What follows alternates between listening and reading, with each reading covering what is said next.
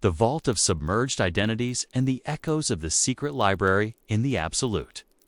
Crystalline silence of the small hours, the Victorian estate ceased to be a home and became a vast, echoing vault for the storage of submerged identities. A place where the shadows held more truth than the daylight ever could. For the lady of the house, the transition from the social performance of the evening to the stark reality of the midnight. Ours was a journey from a public stage to a private confessional, where no priest was present but her own conscience. As she moved through the darkened rooms, her silk gown trailing like a ghost across the cold parquet floors, she was a figure of tragic majesty. A woman who had spent the daylight hours as a curator of her own invisibility, and now sought the crumbs of her own existence in the dark. Behind the heavy, floor-to-ceiling bookshelves of the library room, that belonged to her husband-in-law, but to her in spirit she sought the forbidden knowledge. That was her only true nourishment. Her fingers trembling as she touched the spines of books that spoke of radical reforms, scientific wonders, and the untapped power of the human will. This was her secret library, a collection of ideas smuggled into her mind under the cover of domestic compliance. A mental landscape that was as vast and untamable as the wild moors beyond the estate's iron gates. To inhabit the private life of a Victorian lady was to be a master of the fragmented self, a woman who lived her life in pieces, a piece for the husband, a piece for the children, a piece for the servants, and a tiny, precious piece hidden away for herself, that she guarded with a ferocity that would have stunned the men who believed they knew her. The Victorian obsession with symmetry and order was a cage of her own making, a rigid structure of etiquette and habit that functioned as a psychological corset, keeping her spirit as compressed and controlled as her physical form. In the silence of her boudoir, she would confront the terrifying reality of her legal non-existence, the fact that under the eyes of the law, she was merely an extension of her husband's person, a being without a signature, without property, and without a voice. This realization was the cold wind that blew through the cracks of her gilded cage, a reminder that her luxury was a form of debt and her comfort was a form of confinement. Yet it was in this very isolation that she found a strange and terrible strength, a resilience forged in the fire of absolute restriction that allowed her to build a world within a world, a place where she was the scholar, the explorer, and the master of her own destiny. Every letter she wrote in the dead of night, every poem she memorized while staring into the hearth, and every secret friendship she cultivated through the exchange of borrowed books was a brick in the wall of her internal fortress. She was a silent architect of the future, a woman who understood that the only way to survive the 19th century was to live it in secret, to hide her genius behind a fan and her anger behind a smile until the world was finally ready to hear her name. As the first pale light of dawn began to touch the tops of the elm trees outside her window, signaling the return of the angel in the house, she would carefully stow away her secret self, locking her thoughts in the invisible vault of her heart and preparing once again to walk the long, cold halls of her domestic exile. The private life of a Victorian lady was not a tragedy of weakness, but an epic of survival, a narrative of a human spirit that refused to be extinguished by the weight of a century that wanted nothing more than for her to be silent, to be still and to be forgotten. The charnel house of propriety and the whispering gallery of the soul, the nocturnal sovereignty and the archives of the unspoken heart. No, the profound and echoing silence that defined the Victorian night. The lady of the manor finally claimed a sovereignty that was denied to her during the daylight hours, transforming her bedchamber into a clandestine headquarters for the preservation of her own humanity. The heavy mahogany furniture, polished to a mirror-like sheen that seemed to trap the flickering light of the single remaining candle, stood as silent witnesses to a ritual of self-reclamation that took place only when the rest of the world had surrendered to sleep. Behind the velvet-draped canopy of her bed, She was no longer a decorative asset or a moral thermometer. She was a philosopher of the shadows, a woman who meticulously reconstructed her identity from the fragments of thoughts she had been forced to discard at the breakfast table. The private life was not merely a retreat, but a resistance, a subterranean existence where the intellect flourished in the dark because it was forbidden the sun, and where the emotions grew wild because they were denied the garden of public expression. In these nocturnal hours, she would engage in the great correspondence, writing letters that were never intended for the postal service, but for a future version of herself or for a sisterhood of spirits she would never meet in the flesh. These letters were filled with a raw, searing honesty that would have disintegrated the social fabric of her drawing room. They spoke of the physical toll of perpetual pregnancy, the intellectual rot of enforced leisure, and the terrifying realization that her life was being spent like a currency in a market she was not allowed to enter. This was the archive of the unseen, collection of mental and physical records that documented the quiet tragedy of a generation of geniuses who were told their only purpose was to be charming. The library of the mind was her only true property, a place where she stored the radical ideas of the age, smuggling them into her consciousness under the guise of piety and domestic focus. She would mentally debate the works of Mary Shelley or the burgeoning scientific theories of evolution, finding in them a justification for her own restless spirit and a roadmap for a world that did not yet exist. The Victorian house was a machine for the production of propriety, but it had a flaw. It could not police the dreams of the dreamer. As she lay in the stillness, listening to the distant chime of the servant's clock, she realized that her very existence was a form of espionage, a life lived undercover within the most respectable circles of society. Her silence was not a sign of submission, but a strategic reservoir of power, a way to protect the embers of her will from the suffocating winds of managed expectation. Every headache that allowed her an afternoon of solitude, every long walk in the park that gave her a moment of unmonitored thought, was a small, hard-won victory in a war that had no end. The private life was a sanctuary of the subtext, where a specific arrangement of books on a table or a particular choice of dress, color could communicate a world of meaning to those who knew how to look.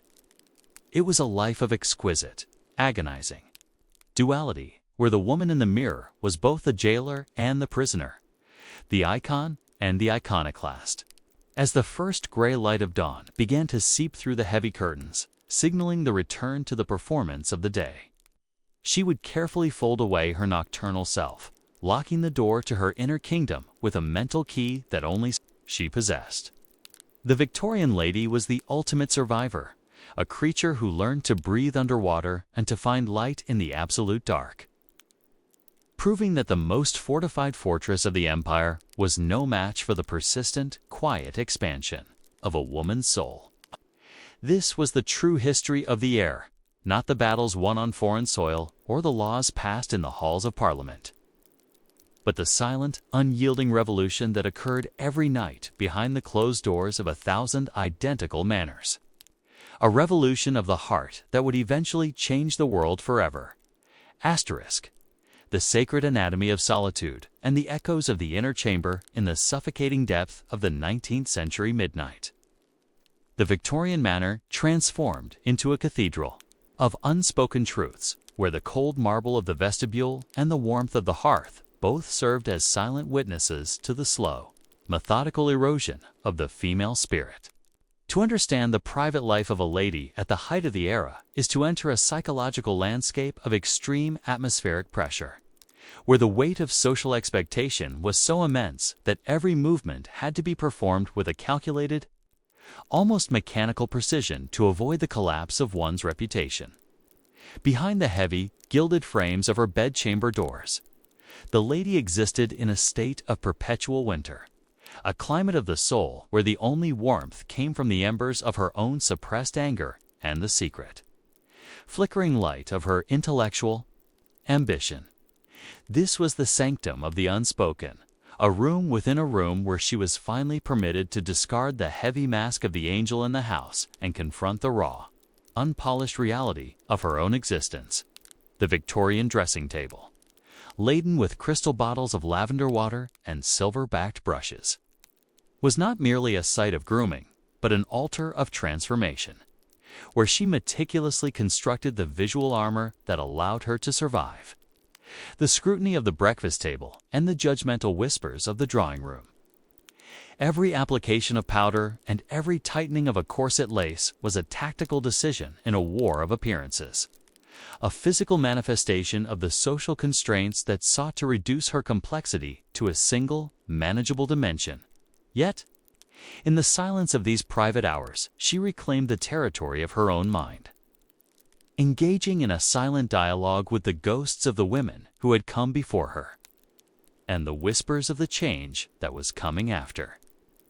She would spend hours staring into the depths of her vanity mirror, searching for the girl she had been before she was sold into the civil death of marriage, finding only fragments of a self that had been shattered by the demands of duty and the relentless rhythm of managed leisure. This was a life of exquisite, agonizing duality, where the woman who poured the tea with a steady hand was a stranger to the woman who wept in the dark, and where the peace of the domestic sphere was actually a state of total, exhausted surrender. The private life was a labyrinth of subtext, where the choice of a particular poem to read or the specific arrangement of flowers in a vase served as a coded language of resistance, a way to signal her humanity to a world that saw her only as a biological vessel or a moral ornament. Her hysteria and her fainting spells were the only languages she was allowed to speak. When the soul became too large for the room, a subconscious rebellion against a reality that offered no exit and no voice, even in the nursery, surrounded by the children who were her only legacy, she was often a ghost, her influence mediated by a hierarchy of servants who guarded the boundaries of her maternal power. This was the true cost of the Gilded Age, a generation of brilliant, capable women whose genius was channeled into the selection of wallpaper patterns and the arbitration of servant disputes, while their hearts hungered for the meat of real challenge and the wine of genuine freedom. As the clock on the mantel chimed the third hour of the morning, each strike felt like a hammer blow on the anvil of her resolve, forging a strength that was as cold and unyielding as the iron of the industrial world outside. She knew that her silence was her only weapon, a reservoir of power that she guarded with a ferocity that would have terrified the men who believed they owned her. The private life was a sanctuary, a prison, and a staging ground for a revolution of the heart that would eventually shatter the glass of the 19th century and allow the light of the future to flood the dark, airless rooms of the past. To look at her was to see a portrait of elegance, but to know her was to feel the heat of a furnace of fire that burned all the more brightly because it was hidden behind the velvet curtains and the silver tea sets of a world that was dying even, as it pretended to be, eternal. The perpetual twilight of domestic sanctity and the unspoken vows of the solitary soul, the grand architectural monuments of the Victorian era were designed to broadcast power and permanence. Yet for the lady who dwelled within their cold, cavernous rooms, they were often nothing more than meticulously crafted monuments to her own invisibility, behind the massive, iron-bolted doors that kept the chaos of the industrial world at bay. A much more insidious chaos reigned a quiet, internal disintegration of the self that occurred in the spaces between the formal dinner and the evening prayer. This was the architecture of the unseen, where every sprawling hallway and every high-ceilinged parlor was a calculated measure of a woman's confinement. A world where her voice was expected to be as soft as the velvet of her skirts, and her thoughts as structured as the corsets that reshaped her body into an unnatural ideal. To inhabit the private life of a Victorian lady was to exist in a state of social somnambulism, moving through a sequence of preordained rituals with the grace of a ghost and the agency of a shadow. The morning room bathed in a pale, filtered light that seemed to strip the color from everything it touched, was the setting for a daily tragedy of the mundane, where the management of household linens and the answering of trivial invitations became the boundary markers of a human life. Beneath the surface of this polished domesticity, a fierce and silent intellectual struggle was constantly being waged. A rebellion that took place in the margins of ledgers and the secret compartments of writing desks. These women were the silent chroniclers of their own oppression, documenting the slow erosion of their spirits, with a clinical precision that would have terrified the men who claimed to be their protectors. The Victorian marriage, often described as a sacred union, was frequently a legal and emotional void where the lady was expected to surrender her property, her body, and her very will to a man who saw her as the angel in the house, a being without desire, without anger, and without a past. This erasure led to the creation of a second self, a subterranean identity that lived in the dark corners of the mind, fueled by the forbidden literature of the age and the whispered confidences of other women who shared the same gilded cage. These secret friendships were the true lifeblood of the era, providing an emotional intimacy that marriage lacked. As women exchanged letters that functioned as a coded language of resistance against a world that sought to categorize them as nothing more than biological vessels. As the gaslights flickered in the corridors, casting long, distorted shadows that seemed to mock the rigid geometry of the furniture, the lady would retreat to the absolute privacy of her thoughts, a territory that no law could reach and no husband could occupy. Here, she was a scientist, a poet, a traveler of the mind who explored the vast landscapes of her own unused potential, her heart beating with the rhythm of a future that she would never see but which she was helping to build through her sheer, unyielding endurance. The nerves and vapors that plagued her were not signs of weakness, but the physical manifestations of a spirit that was too large for its surroundings, a mind that was starving for the meat of real challenge and the wine of true freedom. Each night, as she lay in the darkness of her four-poster bed, the heavy curtains drawn tight like the walls of a tomb, she would listen to the wind howling across the moors or the city streets, and she would realize that she was part of a silent army of women, each one a prisoner in her own palace, each one a guardian of a fire that could never be extinguished. The private life of a Victorian lady was a masterpiece of strategic silence,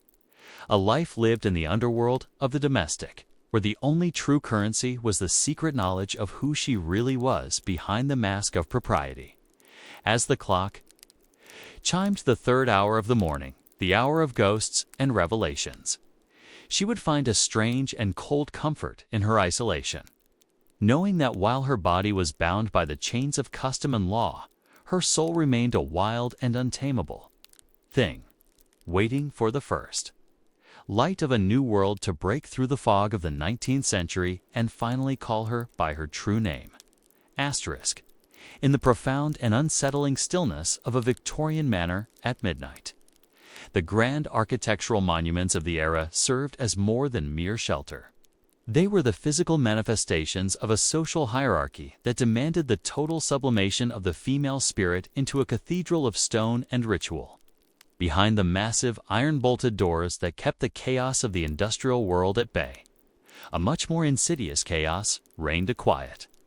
internal disintegration of the self that occurred in the spaces between the formal dinner and the evening prayer. This was the architecture of the unseen, where every sprawling hallway and every high-ceilinged parlor was a calculated measure of a woman's confinement. A world where her voice was expected to be as soft as the velvet of her skirts and her thoughts as structured as the corsets that reshaped her body into an unnatural ideal. To inhabit the private life of a Victorian lady was to exist in a state of social somnambulism, moving through a sequence of preordained rituals with the grace of a ghost and the agency of a shadow. The morning room bathed in a pale, filtered light that seemed to strip the color from everything it touched, was the setting for a daily tragedy of the mundane, where the management of household linens and the answering of trivial invitations became the boundary markers of a human life. Beneath the surface of this polished domesticity, a fierce and silent intellectual struggle was constantly being waged. A rebellion that took place in the margins of ledgers and the secret compartments of writing desks. These women were the silent chroniclers of their own oppression, documenting the slow erosion of their spirits, with a clinical precision that would have terrified the men who claimed to be their protectors. The Victorian marriage, often described as a sacred union, was frequently a legal and emotional void where the lady was expected to surrender her property, her body, and her very will to a man who saw her as the angel in the house, a being without desire, without anger, and without a past. This erasure led to the creation of a second self, a subterranean identity that lived in the dark corners of the mind, fueled by the forbidden literature of the age and the whispered confidences of other women who shared the same gilded cage. These secret friendships were the true lifeblood of the era, providing an emotional intimacy that marriage lacked. As women exchanged letters that functioned as a coded language of resistance against a world that sought to categorize them as nothing more than biological vessels. As the gaslights flickered in the corridors, casting long, distorted shadows that seemed to mock the rigid geometry of the furniture, the lady would retreat to the absolute privacy of her thoughts,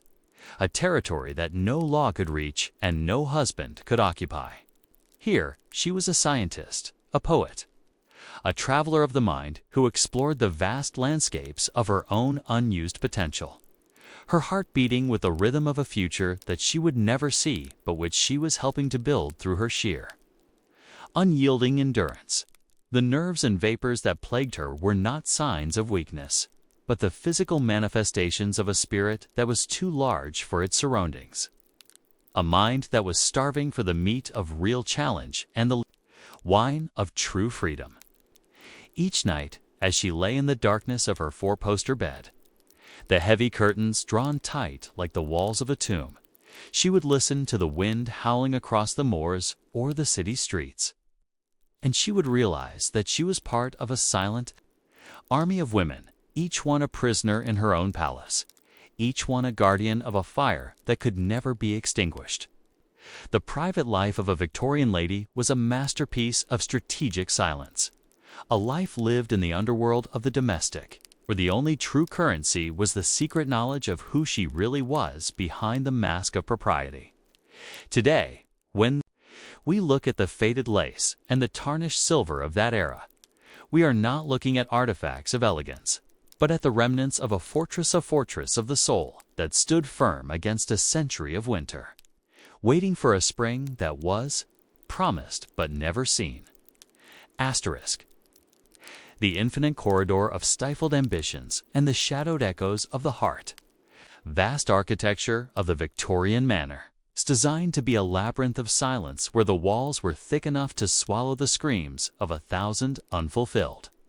lives and the heavy curtains were dark enough to blot out the very sun of progress. To understand the true depth of a lady's private life is to descend into a cellar of the soul where every repressed desire and every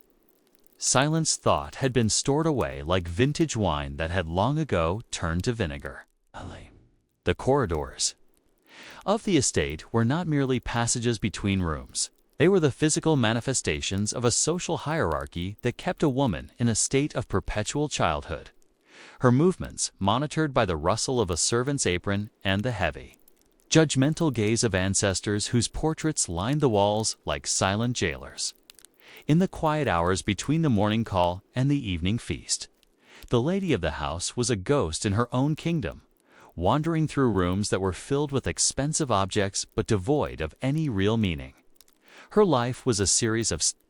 musts and must-nots that acted as a chemical solution, slowly dissolving her individuality until all that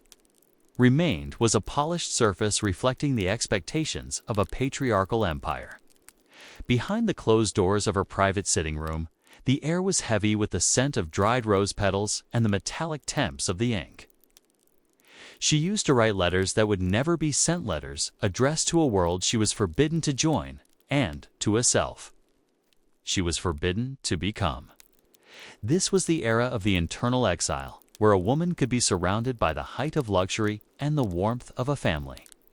yet feel as isolated as a shipwrecked sailor on a barren island. The intellectual hunger that gnawed at her was treated as a medical condition, a brain fever that could only be cured by the absolute cessation of thought, leading to a cycle of depression and nerves that defined the female experience for a generation. She would spend days staring out of the rain-streaked windows, watching the world move on without her mind a frantic machine grinding against its own gears because it had no work to do and no problems to solve. This was the great tragedy. Of the Victorian lady, she was given the finest education in the arts of pleasing, but was denied the right to be useful. Her genius channeled into the arrangement of a vase of lilies or the selection of a new pattern for the parlor carpet.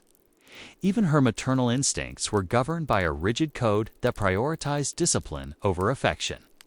creating a distance between mother and child that could never be fully bridged, leaving her even more alone in a house full of people. As night fell and the manor was swallowed by the thick London fog, the flickering candles created a theater of shadows where her suppressed anger and hidden longings took on monstrous shapes, whispering to her of a life where she was not a porcelain doll, but a creature of fire and intellect. She would sit by the dying embers of the hearth, her fingers tracing the scars on her soul that no one else could see, realizing that her entire existence was a masquerade where the mask had become fused to the skin. The private life was a sanctuary, yes, but it was also a tomb, a place where dreams were buried with full honors and the mourning was done in a language that had no words. To survive, she had to become a master of the double consciousness, living one life of impeccable propriety for the world and another of wild, unbridled rebellion within the confines of her own mind. This was the silent war of the Victorian era, a war fought without weapons, but with a resilience that was more enduring than the stone of the manor itself. As the clock chimed the midnight hour, each stroke felt like a hammer on the anvil of her resolve, forging a strength that would one day shatter the glass of her gilded cage and allow her to finally, for the first time in her life, breathe the air of reality without the filter of a veil or the constriction of a corset. The echoing halls of sublimated desires and the ghostly tapestry of the unseen self, the profound and unsettling stillness of a Victorian manor at midnight, was never a true silence, but rather a complex symphony of muffled groans from the settling floorboards and the distant, rhythmic dripping of a faucet, all of which served as a backdrop to the internal turmoil of the lady who lay awake in the center of it all. To delve deeper into the private life of these women is to confront the tapestry of the unseen, a mental fabric woven from the threads of every conversation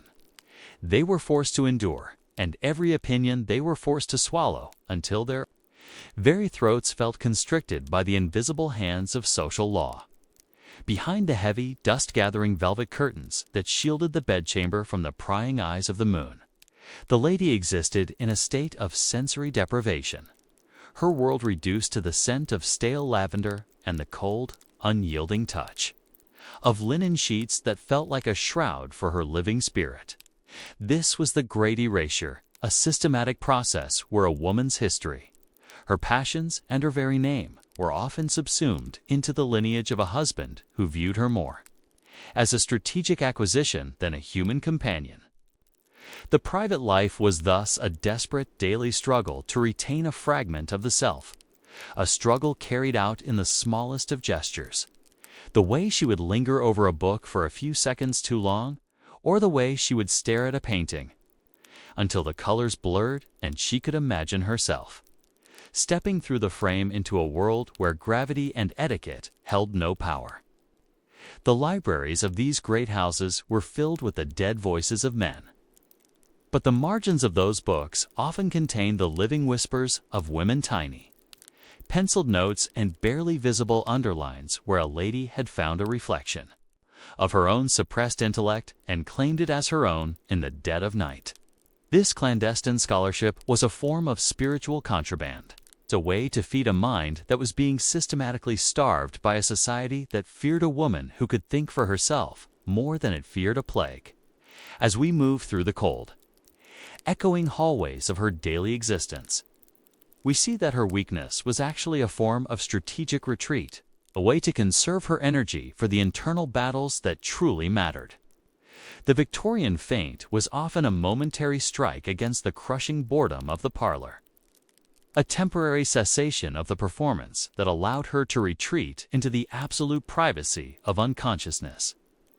Even the meticulous care she took in her embroidery was a form of coded resistance, each stitch a second of time she had reclaimed for herself, each pattern a map of a hidden landscape that only she could navigate. The private life was a fortress built of secrets, where the password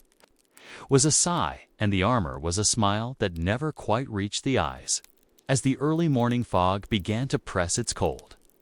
gray face against the window panes, the lady would prepare to re-enter the world of the living.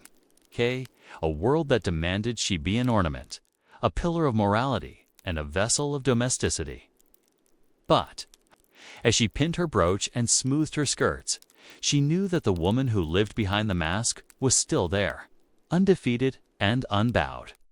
waiting for the day when the walls of the manor would no longer be a prison and the silence of the drawing room would no longer be her only companion. The story of her life was not written in the society pages or the legal ledgers of the empire,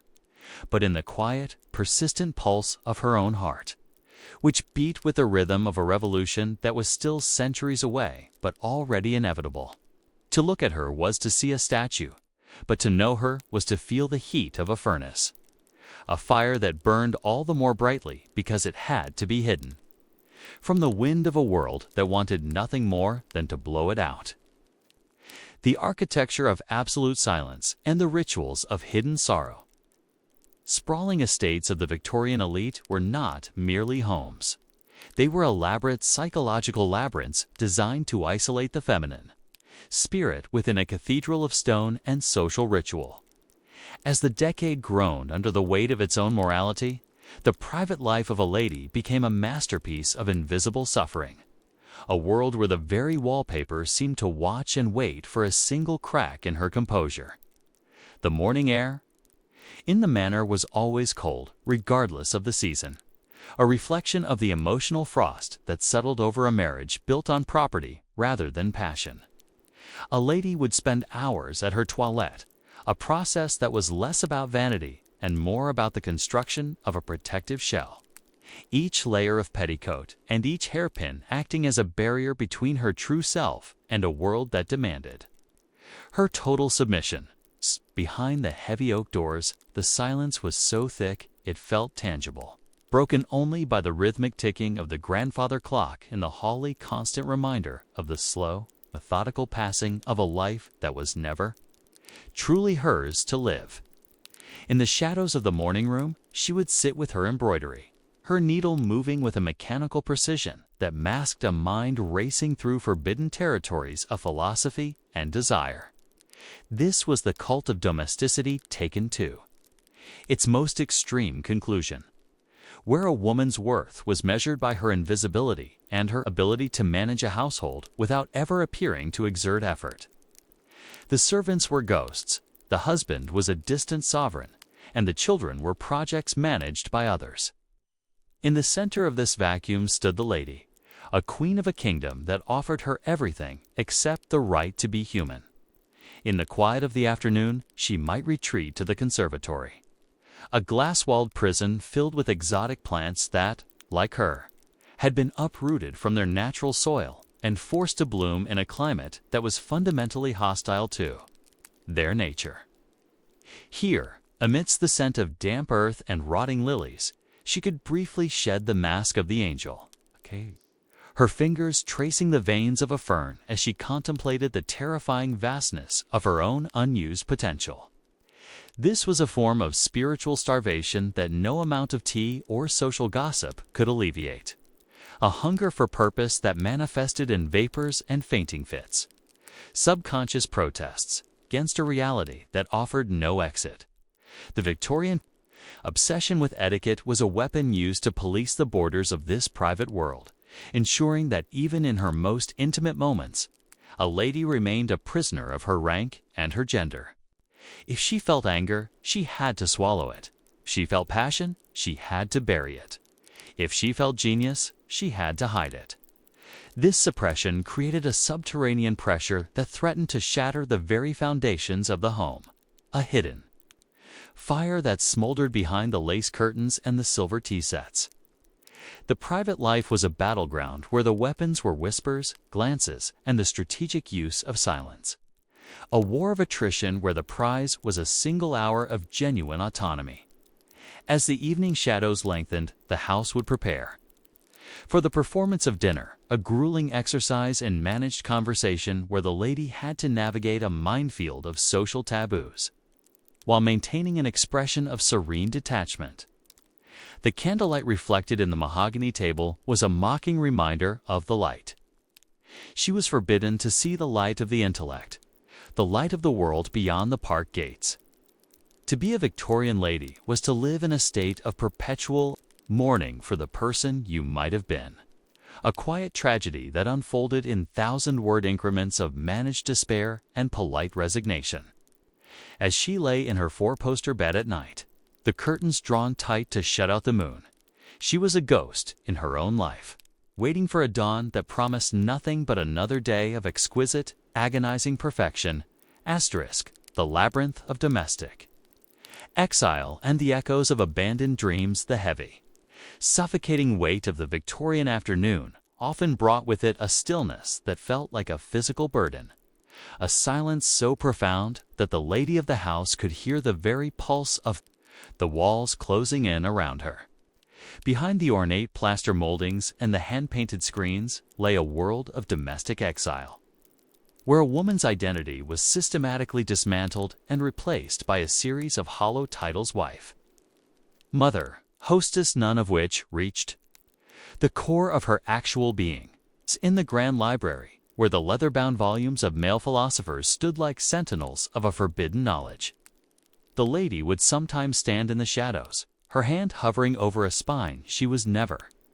encouraged to pull, feeling the phantom heat of ideas that were deemed too dangerous for her fragile temperament.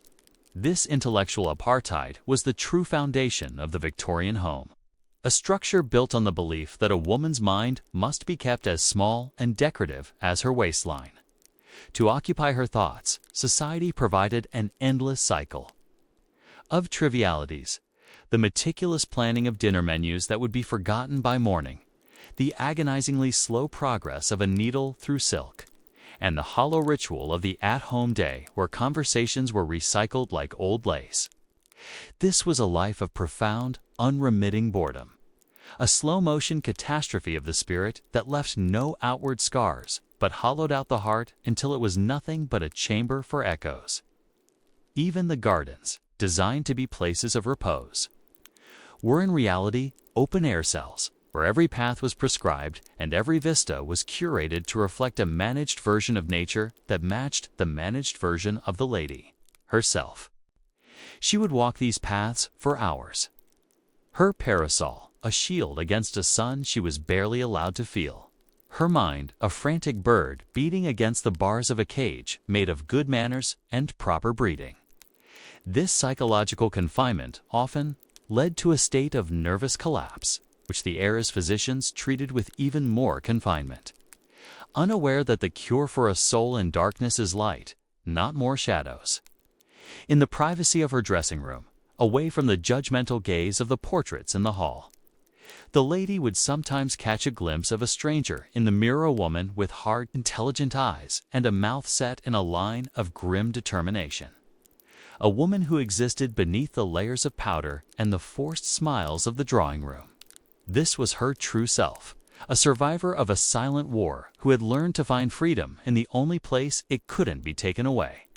the vast, untamable wilderness of her own imagination. She would imagine herself as a traveler in distant lands, a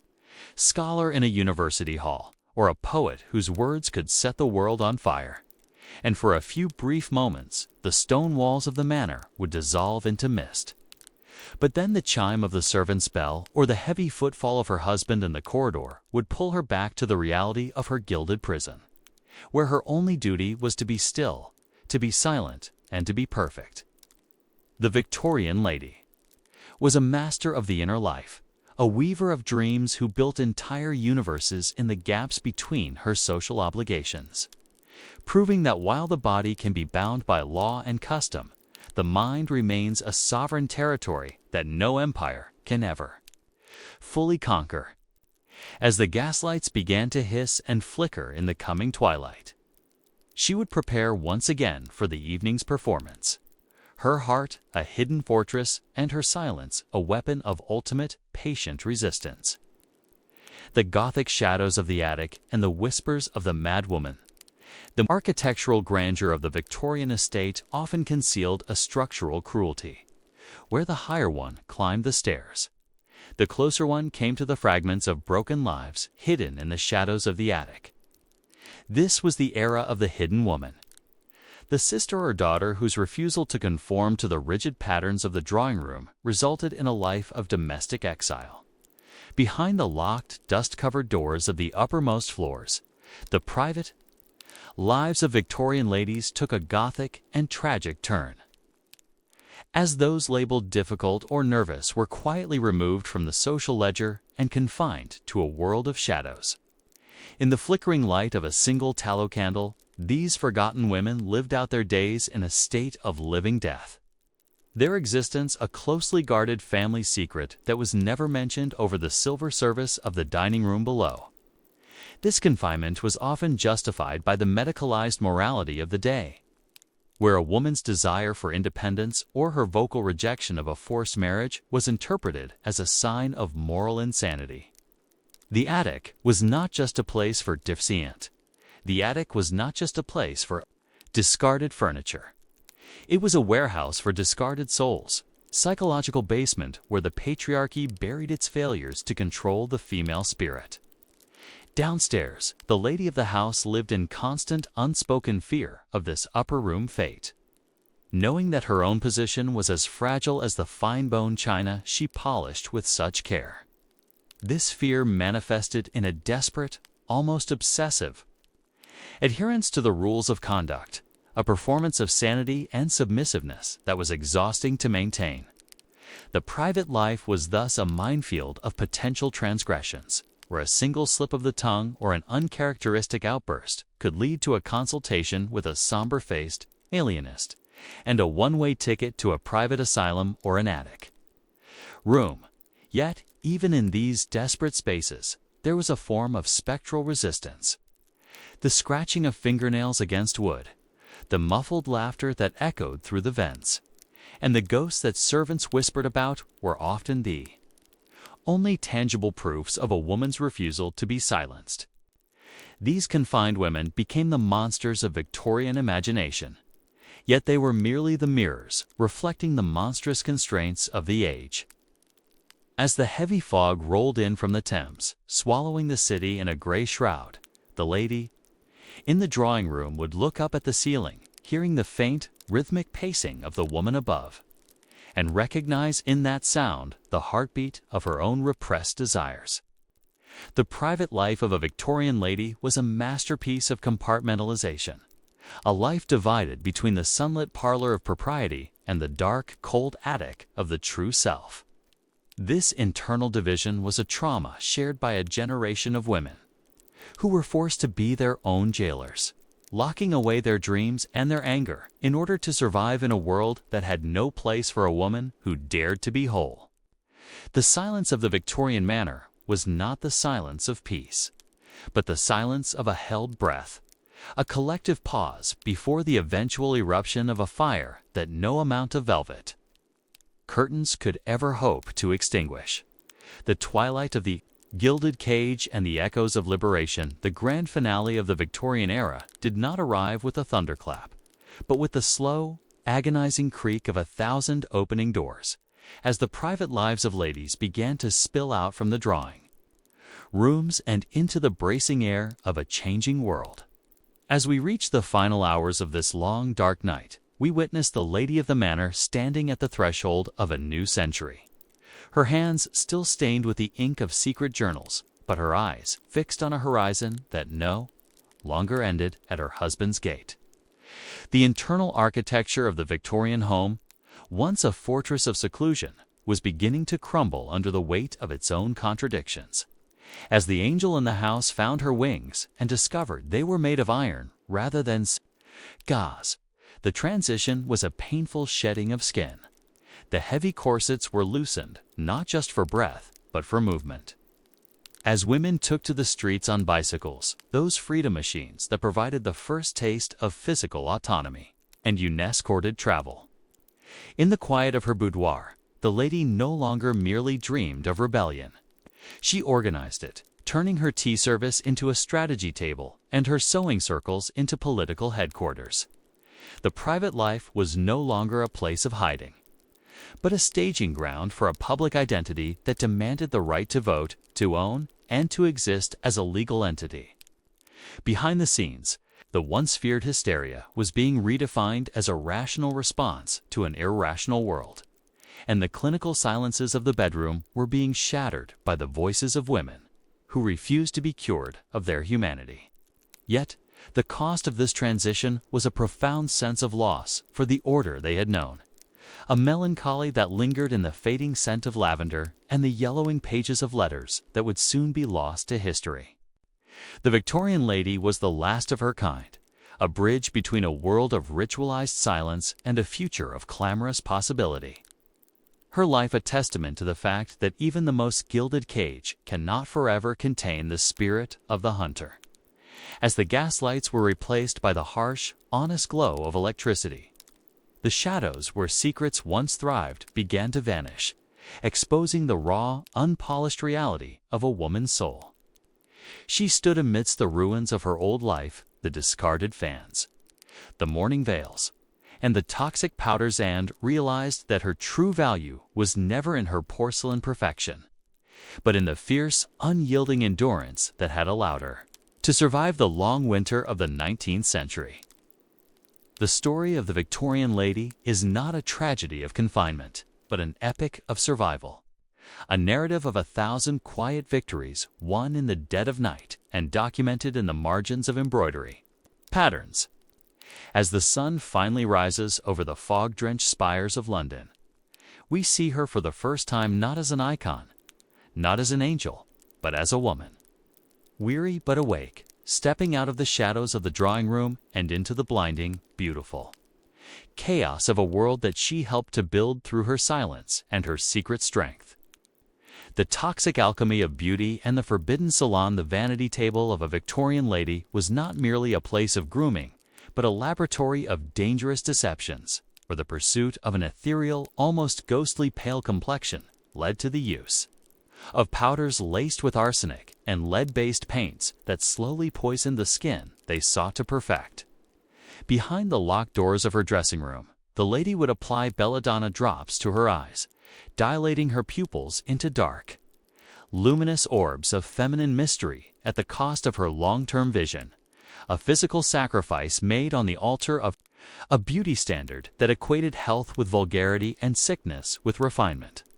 This morbid fascination with a fragile, consumptive appearance was the ultimate irony of the age. A woman had to look as though she were fading away to be truly seen as a paragon of grace. Yet, while the mirrors reflected this manufactured fragility, a secret rebellion was brewing in the form of the forbidden salons, clandestine gatherings held under the guise of sewing circles or charitable committees. In these private spaces, away from the judgmental eyes of husbands and clergymen, the lady of the house would shed her practiced docility to engage in the dangerous currents of modern thought. Here, the latest forbidden poetry of Swinburne, or the radical pamphlets of the early suffragettes were read aloud with a fervor that transformed the quiet parlor into a revolutionary cell. They discussed the woman question with a sharp, intellectual rigor that would have stunned their male counterparts, debating the morality of marriage laws and the necessity of economic independence while their fingers mechanically moved over embroidery hoops to maintain the illusion of domestic industry should a servant enter the room. This duality was the hallmark of their existence. They were the guardians of the hearth by day and the architects of a new world by night. The scent of smuggled cigarettes, a scandalous habit adopted by the most daring, would mingle with the aroma of Earl Grey, a small but potent act of defiance against the sensory restrictions of their lives. These secret societies of the spirit were where the true Victorian lady lived, far beneath the layers of silk and the suffocating silence of her public persona. As the carriage clocks chimed the midnight hour, these women would disperse back to their separate chambers, carrying with them the invisible embers of a fire that would one day burn down the very structures that sought to contain them, proving that the most powerful secrets are those kept in plain sight, hidden behind a smile and a perfectly poured cup of tea. *The shadows of forbidden affection and the secret language of flowers. The Victorian social calendar was a relentless machine of observation. But beneath the rigid geometry of the ballroom, dance, and the formal garden stroll, there existed a subterranean world of illicit emotions and carefully coded desires. For a lady, the heart was a territory under constant occupation. Yet it was in the private spaces of public life that the most daring rebellions of the spirit occurred. The language of flowers was not merely a charming parlor game. It was a sophisticated cryptographic system that allowed a woman to communicate the unspeakable without uttering a single syllable. A sprig of yellow jasmine whispered of grace, while a deep red rose, delivered with a specific tilt, could signal a clandestine meeting in the conservatory or a passion that burned behind the ice of social decorum. These floral messages were the silent screams of a generation denied the right to choose their own destiny, a way to navigate the treacherous waters of arranged marriages and cold transactional unions. Behind the heavy, gold-leafed frames of their portraits, many ladies carried the weight of a ghost love, a memory of a tutor, a distant cousin, or a childhood friend whose social standing or gender made a union an impossibility in the eyes of the law and the church. The morning room, usually reserved for the mundane tasks of household management, often became a theater of subtle defiance as letters were slipped into the hollow heels of boots or hidden within the elaborate hairstyles of trusted maids who acted as the silent couriers of the heart's most dangerous secrets. This network of domestic spies and secret alliances was the only way a lady could maintain a sense of self in a world that sought to absorb her into the identity of her husband. In the dim corners of the opera house or the crowded galleries of the Royal Academy, a lady's fan became a rhythmic instrument of communication. Its every flutter a word, its every snap a sentence of longing or rejection. These were the crimes of the heart that the Victorian era sought to categorize as madness or hysteria, refusing to acknowledge that the human spirit cannot be domesticized like a caged bird. Even the ritual of the afternoon nap was often a cover for the consumption of French novels, those corrupting influences that spoke of a world where women had agency and where love was not a contract but a revolution. As the sun dipped below the horizon, painting the London sky in bruised purples and golds, the lady would stand at her balcony, her fingers tracing the petals of a hidden lily, dreaming of a life where her value was not measured by her dowry or her bloodline, but by the depth of her thoughts and the strength of her will. The Victorian lady was a prisoner of her own class, yet in the quiet moments of the night, she was the sovereign of a kingdom that no man could ever truly conquer, the kingdom of her own secret, unyielding heart. The silent pilgrimage and the hidden journals of despair, the vast, echoing corridors of the Victorian manor were designed to be monuments of permanence.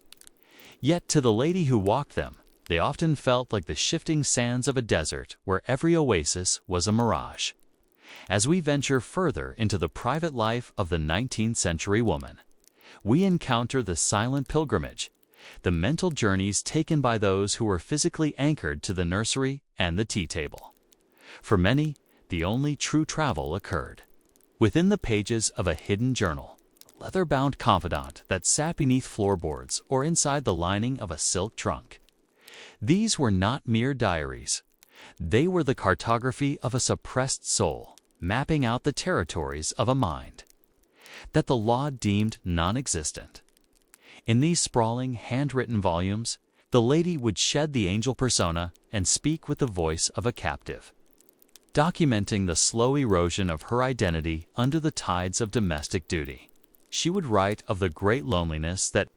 accompanied a 12-course dinner, where she was surrounded by people but forbidden from speaking her mind, her intellect ignored in favor of her ability to pour tea with a steady hand. This intellectual starvation led many women to create elaborate mental worlds, secret languages, and complex inner lives that functioned as a psychological armor against the crushing weight of their reality.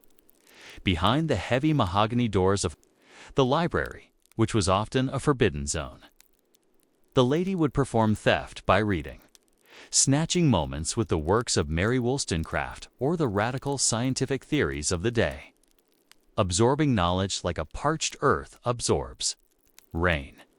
This clandestine education was a dangerous form of contraband. A woman who knew too much about law or biology was viewed with suspicion. Her overactive brain seen as a threat to her reproductive health and her domestic tranquility. The private life was thus a constant state of espionage, where every book, hidden under a pillow, and every letter burned in the hearth was an act of quiet, desperate bravery.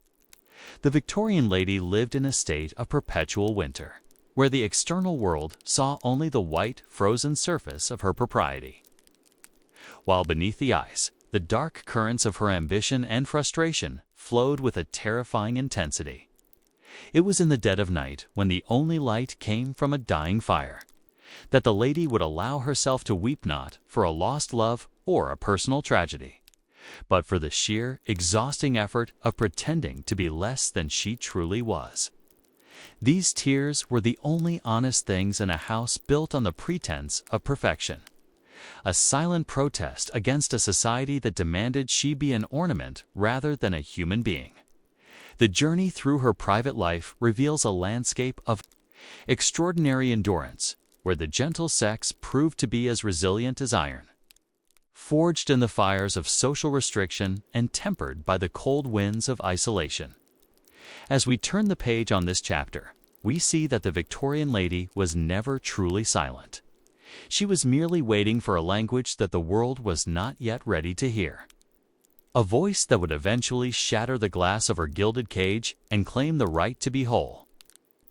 The ink of secret rebellion, the scratching of a quill against parchment, was often the only sound that broke the oppressive silence of the Victorian midnight, a rhythmic heartbeat of defiance in a world that demanded feminine docility. In the private sanctum of her writing desk, the lady of the house was no longer a decorative centerpiece.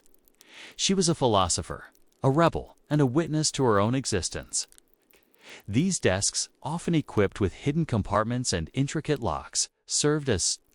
the archives of a shadow life, holding letters that pulsated with a radical honesty that would have scandalized the breakfast table. The Victorian post was a lifeline, a complex web of correspondence that allowed women to transcend the physical walls of their drawing rooms and connect with a sisterhood of intellect and shared frustration. In these pages, the formal "Dear Madam" of the public sphere dissolved into the raw intimacy of shared secrets, where women discussed the unspeakable realities of their bodies, the crushing weight of domestic boredom, and the dangerous sparks of political awakening. There was a profound, almost desperate subtext to these exchanges, a recognition that while their bodies were anchored to the nursery and the hearth, their minds were free to roam the forbidden territories of science, theology, and reform. This was the era of the sentimental friendship, a term used by society to sanitize the intense, often romantic emotional bonds between women that provided the only true intimacy in a landscape of cold, transactional marriages. These relationships were the emotional scaffolding of the Victorian era, a hidden infrastructure of support where women validated each other's hidden ambitions and comforted each other. Through the recurring tragedies of infant mortality and the melancholy that plagued the idle upper classes. Behind the heavy oak doors, a lady might spend hours decoding the latest scientific journals or composing poetry that burned with a fire she dared not show her husband. The library, though a masculine domain, often saw the quiet theft of knowledge. As women smuggled volumes of Byron or Wollstonecraft into their sewing baskets, reading by the fading light of the afternoon sun until the letters blurred into the shadows. This intellectual hunger was a silent epidemic, a fever that could not be cooled by smelling salts or rest cures. It was a rebellion of the spirit, a refusal to be merely the angel in the house when the soul felt more like a caged hawk. Even the language of flowers, so popular in Victorian courting, was subverted in private to convey messages of solidarity, warnings of scandal, or expressions of a longing that had no name in the polite vocabulary of the day. As the ink dried on these secret chronicles, the lady would carefully lock them away, returning to the mask of the dutiful wife and the graceful hostess. But the words remained a ticking clock of change that would eventually chime the end of an era. The Victorian lady was a master of the double life, navigating a world of rigid surfaces while diving deep into the turbulent waters of her own consciousness, proving that the most fortified prison is no match for the persistent, quiet expansion of a woman's mind. Asterisk the clinical silence, and the rest cure the flickering gaslight cast distorted shadows against the sterile wallpaper of the Victorian bedroom, a space that often transformed from a sanctuary into a clinical prison under the guise of medical necessity. As the mid-century obsession with female fragility reached its peak, the private lives of ladies became the playground for a nascent medical establishment that viewed any deviation from the passive ideal as a symptom of a diseased mind. This was the era of the rest cure, a prescription of total isolation and enforced physical inactivity that sought to break the spirit in order to heal the nerves. A treatment that stripped a woman of her books, her pens, and even the company of her loved ones. In the quiet of these sick rooms, the lady was reduced to a biological specimen. Her hysteria blamed on everything from the reading of sensational novels to the strain of basic intellectual curiosity, creating a culture of fear where a single outburst of genuine emotion could lead to a permanent diagnosis of instability. Behind the heavy oak doors, the treatment of the female body was a series of strange and often invasive rituals, performed by somber men in black frock coats who spoke of nervous exhaustion, while ignoring the suffocating social vacuum that was the true cause of the lady's distress.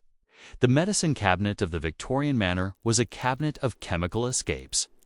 where laudanum and opium-based tonics were dispensed with alarming regularity to calm the troublesome mind, leading to a hidden epidemic of addiction that whispered through the corridors like a ghostly wind. These mothers' helpers provided a temporary, hazy refuge from the crushing boredom of the drawing room, a chemical veil that allowed a woman to endure the unendurable, though it often left her a shadow of her former self, drifting through her days in a state of managed detachment. Yet, even in the depths of this medicalized confinement, there were flickers of a fierce internal resistance. A silent scream that resonated through the diaries of those who refused to be cured of their humanity. Some women learned to play the part of the invalid to gain a measure of privacy and autonomy, using the sick room as a fortress where they could avoid the demands of the social season or the unwanted attentions of a husband, turning their perceived weakness into a subtle, desperate form of power. The private struggle against the rest cure was a war of attrition, a battle for the right to feel, to think, and to exist as a complex being rather than a delicate machine that needed constant calibration by the male hand. As the doctor's carriage rattled away on the cobblestones, the lady would stare at the ceiling, her mind a riot of color and rebellion that no amount of enforced silence could ever truly extinguish, a testament to the unyielding strength of those who were told they were too frail to survive the very world they were forced to inhabit. The Victorian malady was not a disease of the body, but a starvation of the soul. A quiet catastrophe that unfolded every day behind the lace curtains of the most respectable homes in the empire. Asterisk. The masquerade of morning and midnight, the grand hallways of the Victorian estate were often bathed in the somber hues of crepe and charcoal.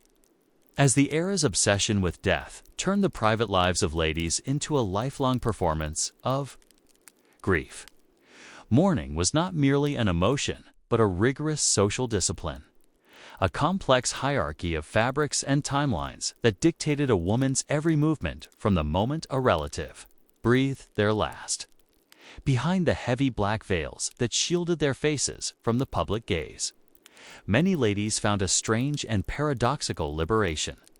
For the veil provided a rare mask of anonymity in a world where their every expression was usually scrutinized for signs of impropriety. In the seclusion of the widow's walk or the quiet corners of the cemetery, the rigid rules of the drawing room were momentarily suspended, allowing for a communion with the past that was often more honest than their interactions with the living. Yet this culture of death was mirrored by a hidden nocturnal world of spiritualism and the occult, where the lady of the house sought answers that the church and the laboratory could not provide. In the flickering candlelight of a secret seance held in the dead of night when the patriarch was asleep, women gathered to clasp hands and bridge the gap between worlds,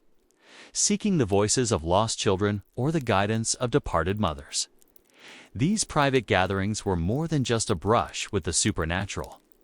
They were a rare space where women held the authority, where the medium was often a woman whose whispers commanded the room, subverting the patriarchal order under the guise of ghostly communication.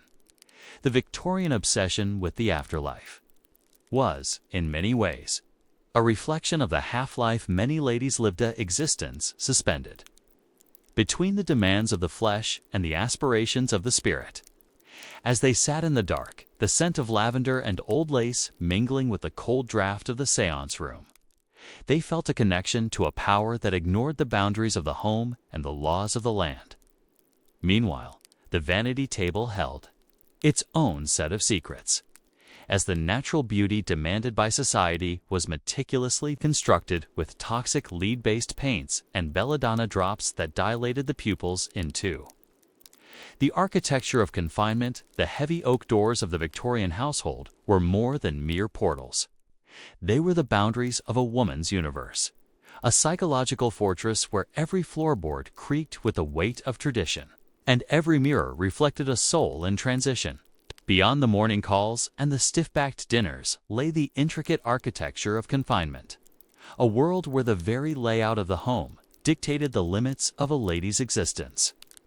The boudoir, often romanticized in literature, was in reality a cell of contemplation where the walls seemed to close in as the years passed in a blur of embroidery and managed expectations. It was here, in the dim light of late afternoon, that the boredom of the soul would set in, a peculiar Victorian malady that no tonic or physician's powder could truly cure. The lady of the house was expected to be the moral thermometer of the family, yet she was often denied the fuel to keep her own fire burning, her intellect relegated to the management of household accounts and the arbitration of servant disputes. Behind the closed doors of the nursery, the maternal ideal was practiced with a clinical intensity, yet even there, the lady was often a stranger to her own children, her influence mediated by the presence of a nanny or a governess who held the keys to the child's daily reality. This emotional distance was a byproduct of a society that feared overstimulation and emotional excess, viewing passion as a dangerous fever that could destabilize the delicate equilibrium of the home. In the library, the shelves were lined with leather-bound classics that the lady was often discouraged from reading, lest her weaker constitution be overwhelmed by the complexities of philosophy or the grit of modern realism. Yet many women found ways to bypass these intellectual barriers, hiding pamphlets on women's suffrage inside the covers of cookbooks or discussing the radical theories of Darwin in the coded language of botany and gardening. The garden itself was a place of double meanings, while it appeared to be a site of innocent leisure. It was often the only place where a woman could walk without the immediate oversight of the patriarchy, breathing in the scent of damp earth, and dreaming of a horizon that didn't end at the estate's iron gates. The Victorian obsession with fainting was not merely a reaction to tight corsets. It was a desperate subconscious plea for a moment of oblivion, a temporary escape from a reality that demanded constant, exhausting vigilance over one's own reputation. Even the ritual of the evening meal was a choreographed exercise in restraint, where the lady ate sparingly to maintain the illusion of a fragile, ethereal nature, while her mind hungered for the meat of real conversation and the wine of genuine freedom. As the gaslights flickered in the hallways, the house became a labyrinth of secrets, where the sound of a muffled sob in the night was dismissed as a headache, and the sight of a woman staring blankly out of a rain-streaked window was considered the height of feminine grace. There was a profound loneliness in being an icon, a solitary existence where the only true companions were the ghosts of the women who had come before and the silent hopes for the daughters who would come after. The private life of a Victorian lady was a masterpiece of endurance, a testament to the human spirit's ability to survive in a climate of perpetual winter, waiting for the first thaw of a new century that promised the right to speak, to learn, and to finally step out of the shadows of the drawing room and into the blinding light of the world. The veiled reality of the sun hung low over the fog-drenched streets of London, casting long skeletal shadows across the cobblestones, but inside the grand stone townhouses of Mayfair, a different kind of darkness resided, one woven from silk, corset laces, and the suffocating weight of social expectation. To be a Victorian lady was to live a life of constant performance, a perpetual masquerade where the audience was society and the stage was the drawing room. Behind the heavy velvet curtains that muffled the sounds of the outside world, a woman's true self was often buried beneath layers of crinoline and etiquette. The morning ritual began long before the first guest arrived, a painful process of transformation that turned a human being into an ornament of status. As the lady's maid pulled the corset strings tighter, the breath became shallower, a physical manifestation of the social constraints that restricted every movement and every thought. This was the angel in the house, a creature of pure morality and zero agency, whose only purpose was to provide a sanctuary for her husband from the cruelties of the industrial world. But as the mirror reflected a pale, composed face, the eyes often betrayed a hunger for something more, a hunger for knowledge, for passion, and for a life beyond the silver tea service and the monotonous rhythm of leaving cards. The drawing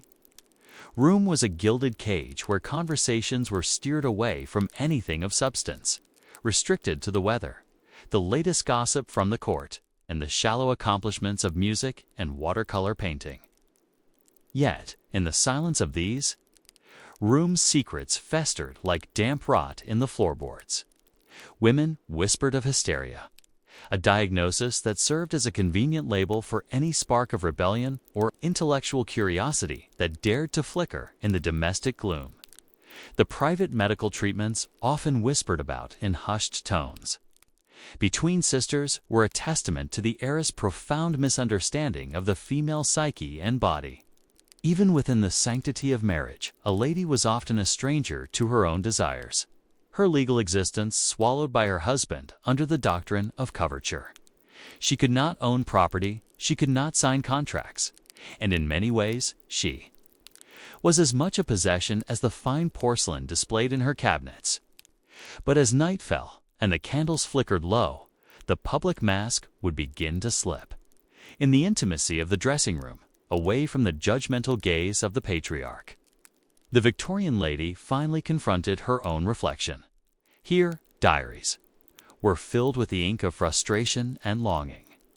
Pages that would never see the light of day but held the weight of 1,000 unspoken truths. These private chronicles reveal a world of hidden intellectualism, where women taught themselves Greek and Latin by candlelight, debated the politics of the day in secret letters, and formed deep emotional bonds with other women that provided the only true sustenance for their starving souls. The withdrawing room was not just a place for tea. It was a sanctuary where the collective silence of womanhood was momentarily broken. They shared advice on the dangers of childbirth, the management of difficult husbands, and the quiet ways to exert influence in a world that denied them a vote. The Victorian lady was a master of the subtext, finding power in the subtle tilt of a fan or the specific arrangement of flowers in a vase. Every gesture was a code, every silence a sentence. As the era progressed, the cracks in the facade began to widen. The rise of the new woman toward the end of the century signaled the beginning of the end for the old ways. But for decades, the private lives of these ladies remained a mystery, hidden behind a wall of propriety that was as cold and unyielding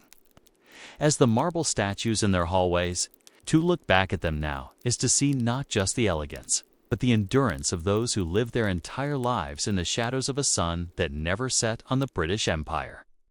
yet rarely shone into the corners of their own hearts. The architecture of confinement, the heavy oak doors of the Victorian household were more than mere portals.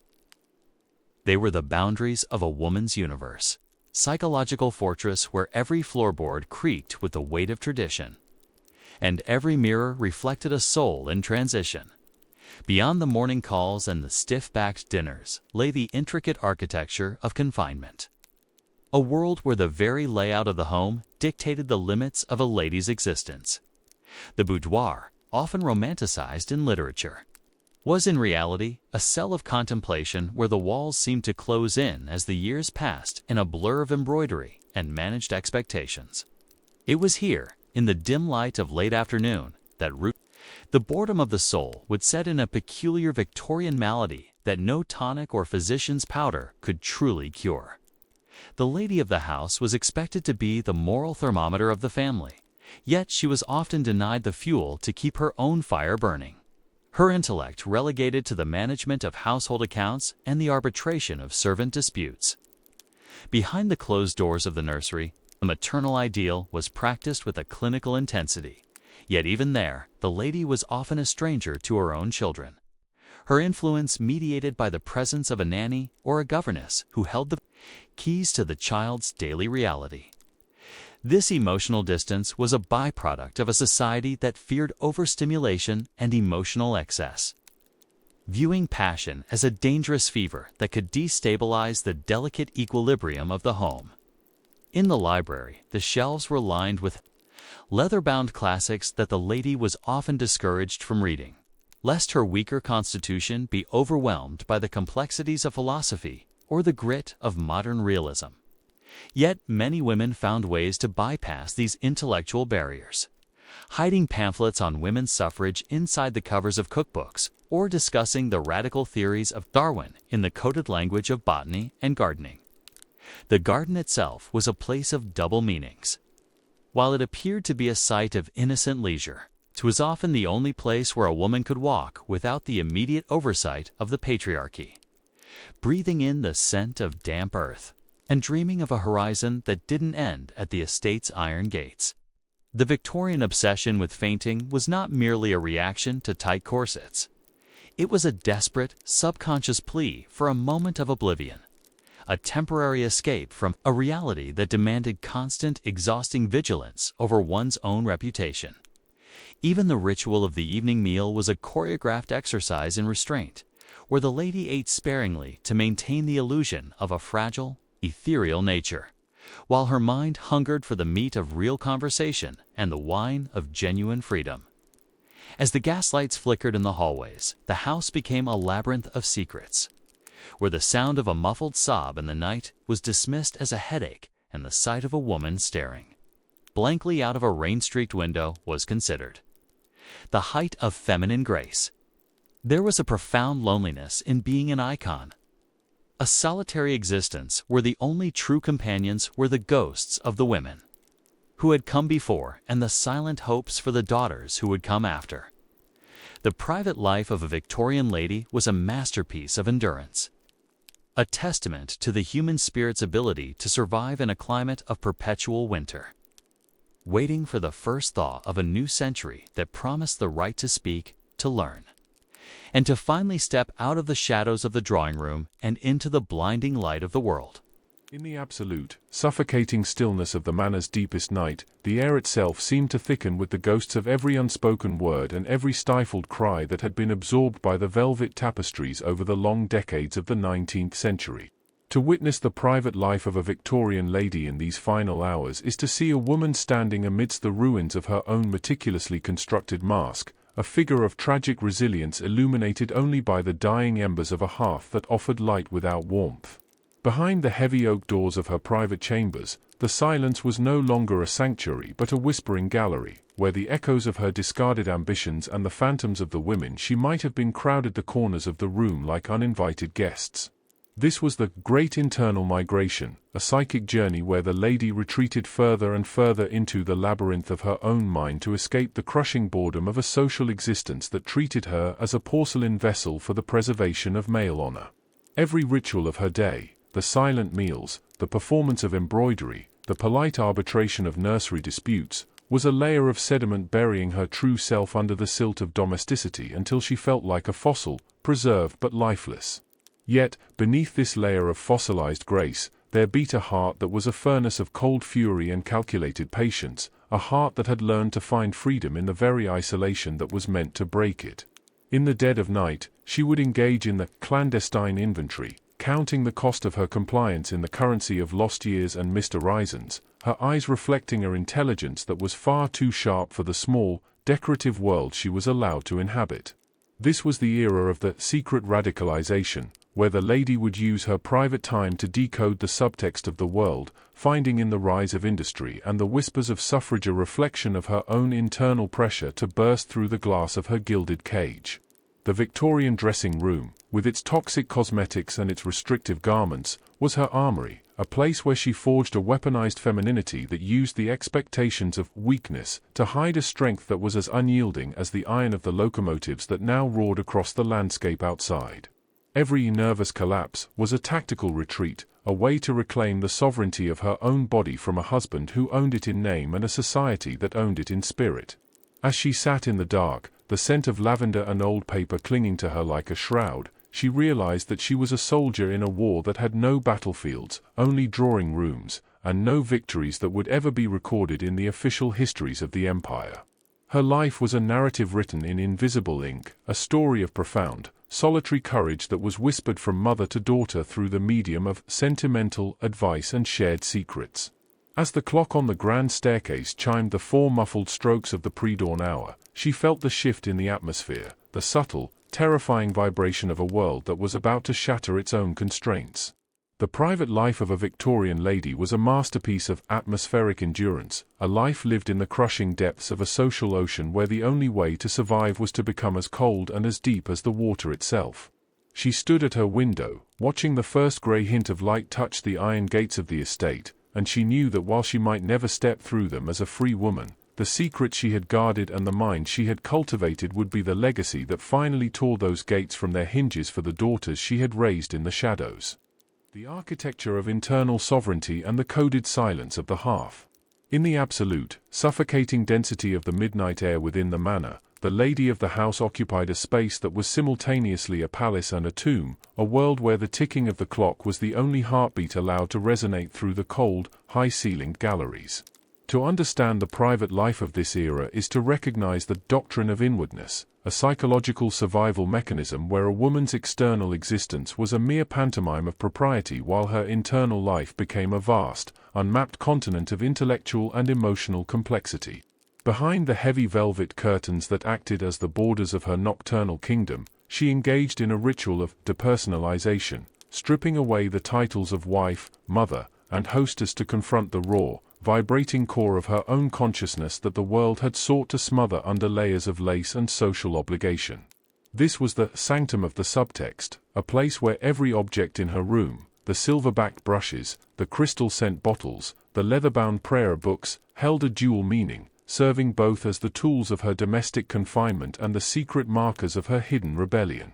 In the flickering, dying light of the hearth, she would practice the art of mental cartography, mapping out the forbidden territories of her own ambition and the dangerous landscapes of a future where her intellect would not be considered a medical abnormality. The Victorian home was designed to be a transparent cage where a woman was always under the observation of servants, children, or a husband, yet she found her true freedom in the blind spots of the patriarchy, those moments of deep night or feigned illness where she could finally stop performing the role of the angel and allow herself the luxury of a complicated, perhaps even dark, humanity. This was a life of profound sensory compression, where the smells of floor wax and roasting meat were the boundaries of her sensory world, yet her mind roamed through the radical theories of the age, debating the ethics of progress and the shifting nature of the soul with a ferocity that would have terrified the men who believed her only concern was the management of the laundry. Every secret journal she kept, every marginal note she made in a borrowed volume of poetry, was a defiant act of self-preservation, a way to ensure that when the history of the age was finally written, the silence of its women would be understood not as a lack of thought, but as a reservoir of untapped power. As the cold pre-dawn wind rattled the window panes, she realized that she was a master of atmospheric resistance, a woman who could maintain her inner temperature even when the social climate was absolute zero. The private life was her laboratory, her chapel, and her battlefield, a place where she forged a soul that was as tempered as the steel of the industrial world she was forbidden to join. As the shadows began to retreat before the first grey hint of morning, she would carefully reconstruct the facade of the dutiful lady, pinning her hair and tightening her corset with the grim resolve of a soldier preparing for a long, silent siege, knowing that while she lived in a world of stone and law, her true home was the infinite, untamable expanse of her own secret heart.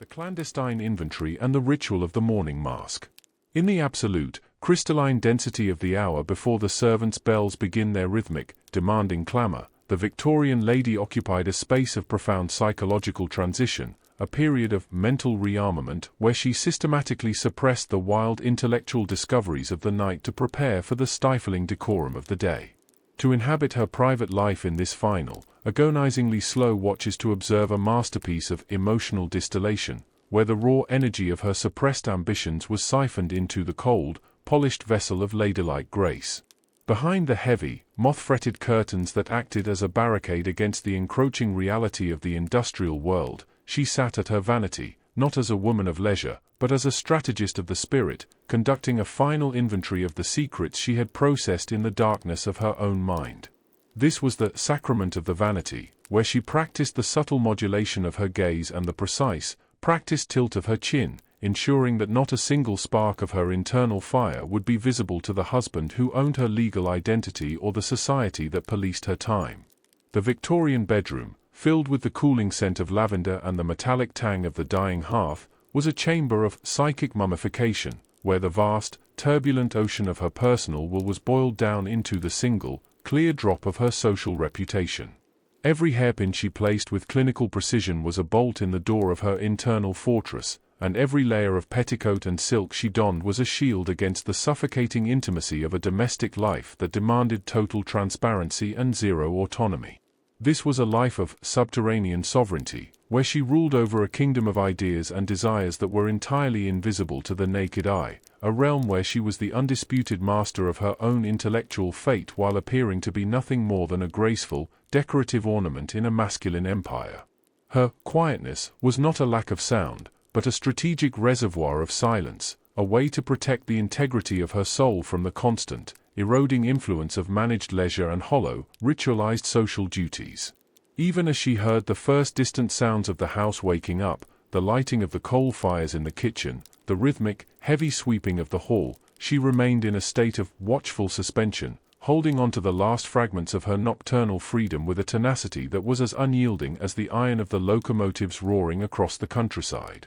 She understood that her private life was the only place where she was not a project, a property, or a paragon, but a human being with the right to be complicated, contradictory, and fiercely, quietly alive. As she finally stood to face the day, pinning her brooch with a hand that was as steady as it was cold, she realized that she was a living bridge between the silence of the past and the roar of a future that she would help to create through her sheer, stubborn refusal to be erased from the ledger of humanity. The story of the Victorian lady was not written in the history books of the empire, but in the persistent, rhythmic pulse of her own heart, a pulse that beat with the secret knowledge that while the manor was built of stone, her spirit was built of something far more enduring, the absolute, untouchable power of a mind that had learned to find its own light in the absolute dark. The threshold of the mask and the final inventory of the silent spirit. In the absolute, crystalline density of the hour before the servants' bells begin their morning clamor, the Victorian lady occupied the most dangerous space of all,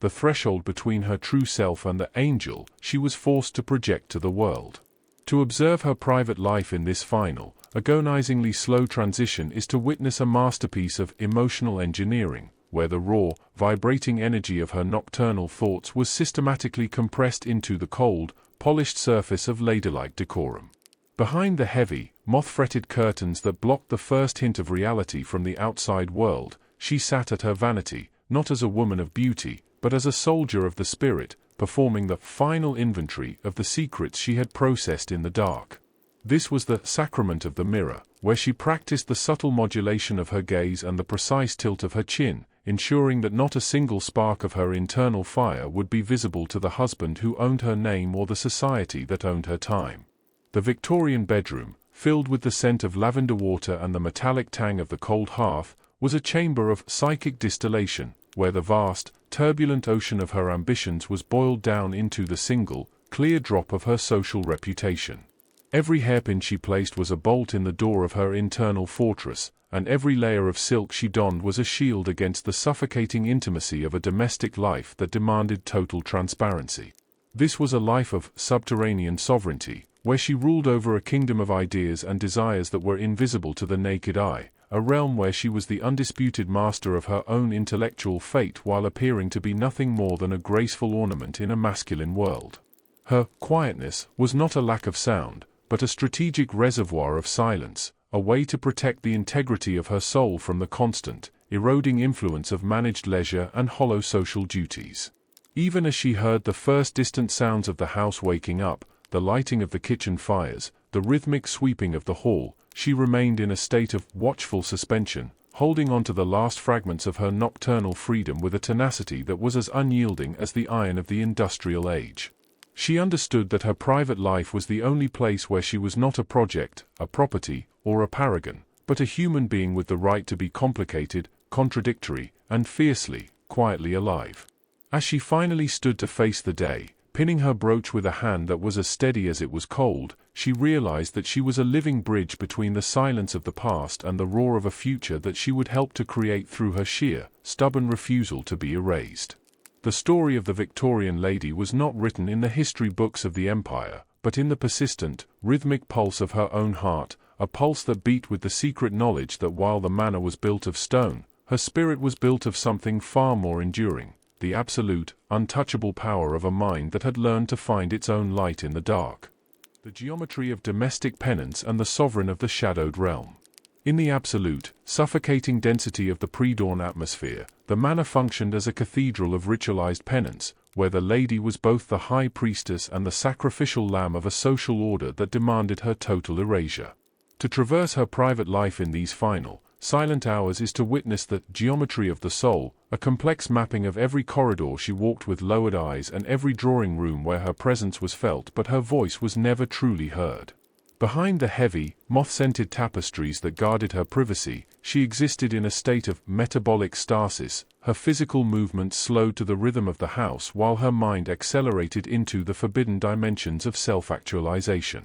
This was the sanctuary of the submerged will, a psychological bunker where she stored the raw materials of her true identity, the books she had memorized, the opinions she had suppressed, and the fierce, unyielding love for a life she was not permitted to lead. The Victorian boudoir, often dismissed as a frivolous space of mirrors and lace, was in truth a laboratory of existential resistance, where the lady analyzed the toxicity of her environment with the cold objectivity of a chemist, recognizing that the perfumes and powders of her rank were merely the chemical agents of her own social mummification.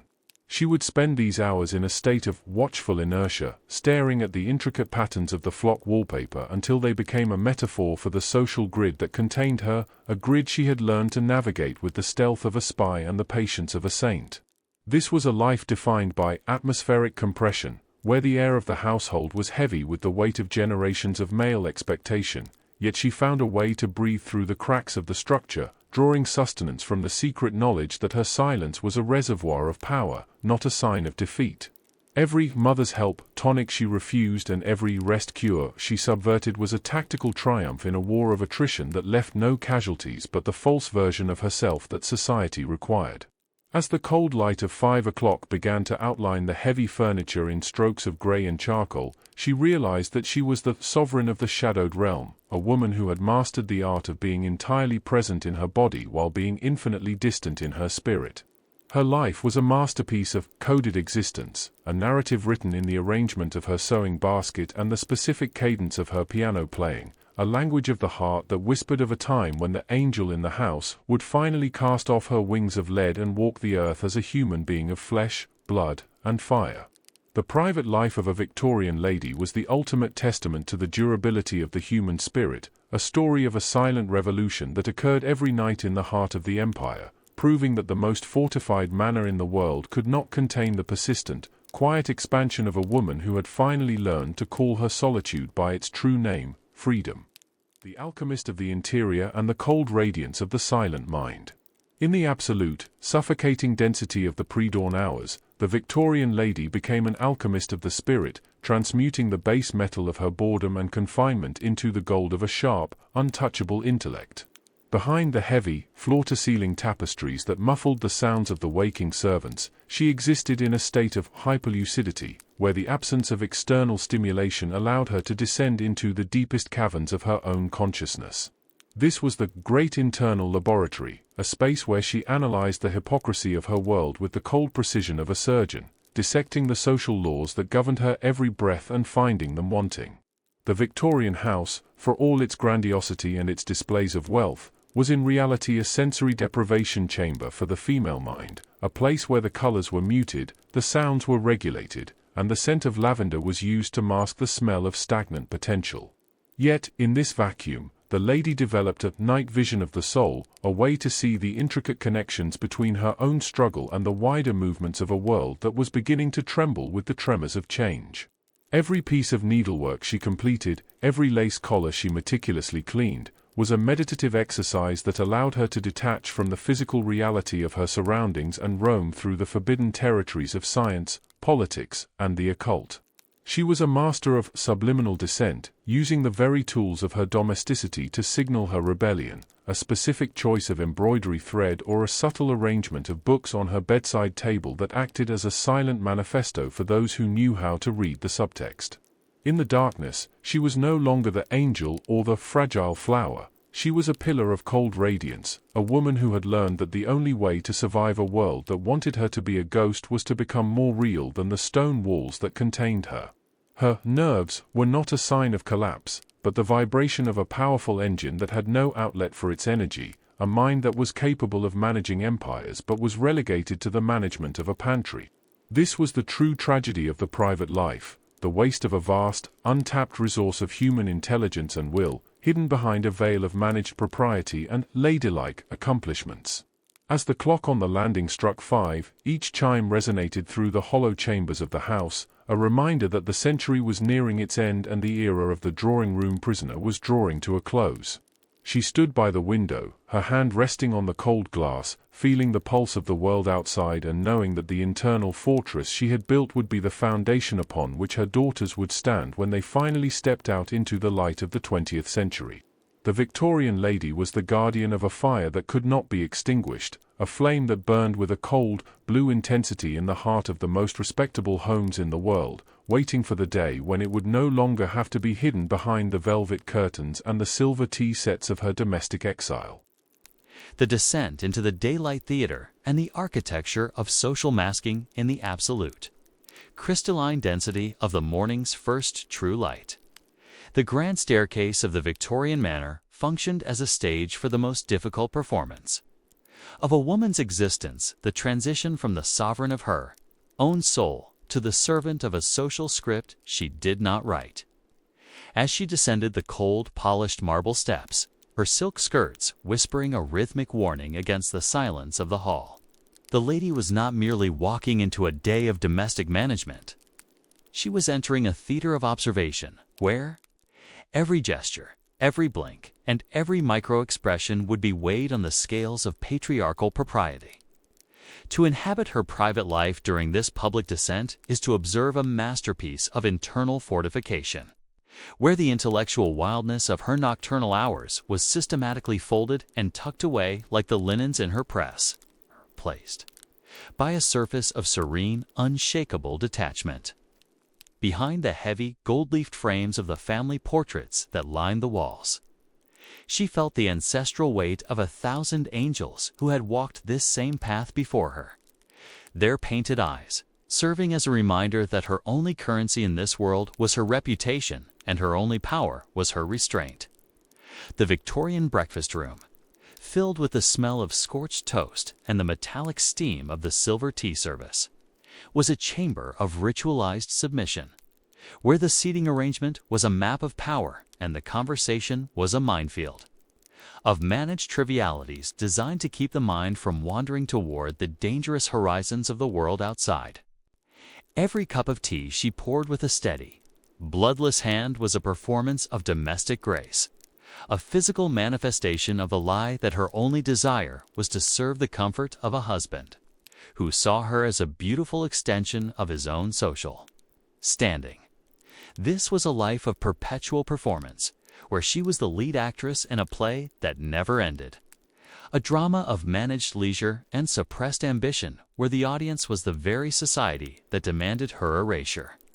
Yet, beneath the high collar of her morning dress and the rigid structure of her corset, her heart beat with the secret rhythm of a revolutionary. A woman who understood that her true self was a stowaway in her own life, waiting for the moments of social friction where the mask might slip and a flash of her real intellect could strike like lightning. This was the subtext of the morning call, where she navigated the treacherous waters of gossip and etiquette with the skill of a diplomat, using the very tools of her confinement to build an invisible network of sisterhood and support. Her ladylike accomplishments, the piano, the watercolors, the French, were not mere hobbies. They were the covert languages she used to communicate her depth to those few who knew how to listen beyond the surface. As she sat at the head of the table, her gaze fixed on the steam rising from the urn, she realized that she was a master of strategic invisibility, a woman who could be the center of a room while remaining entirely, safely alone in the fortress of her own mind.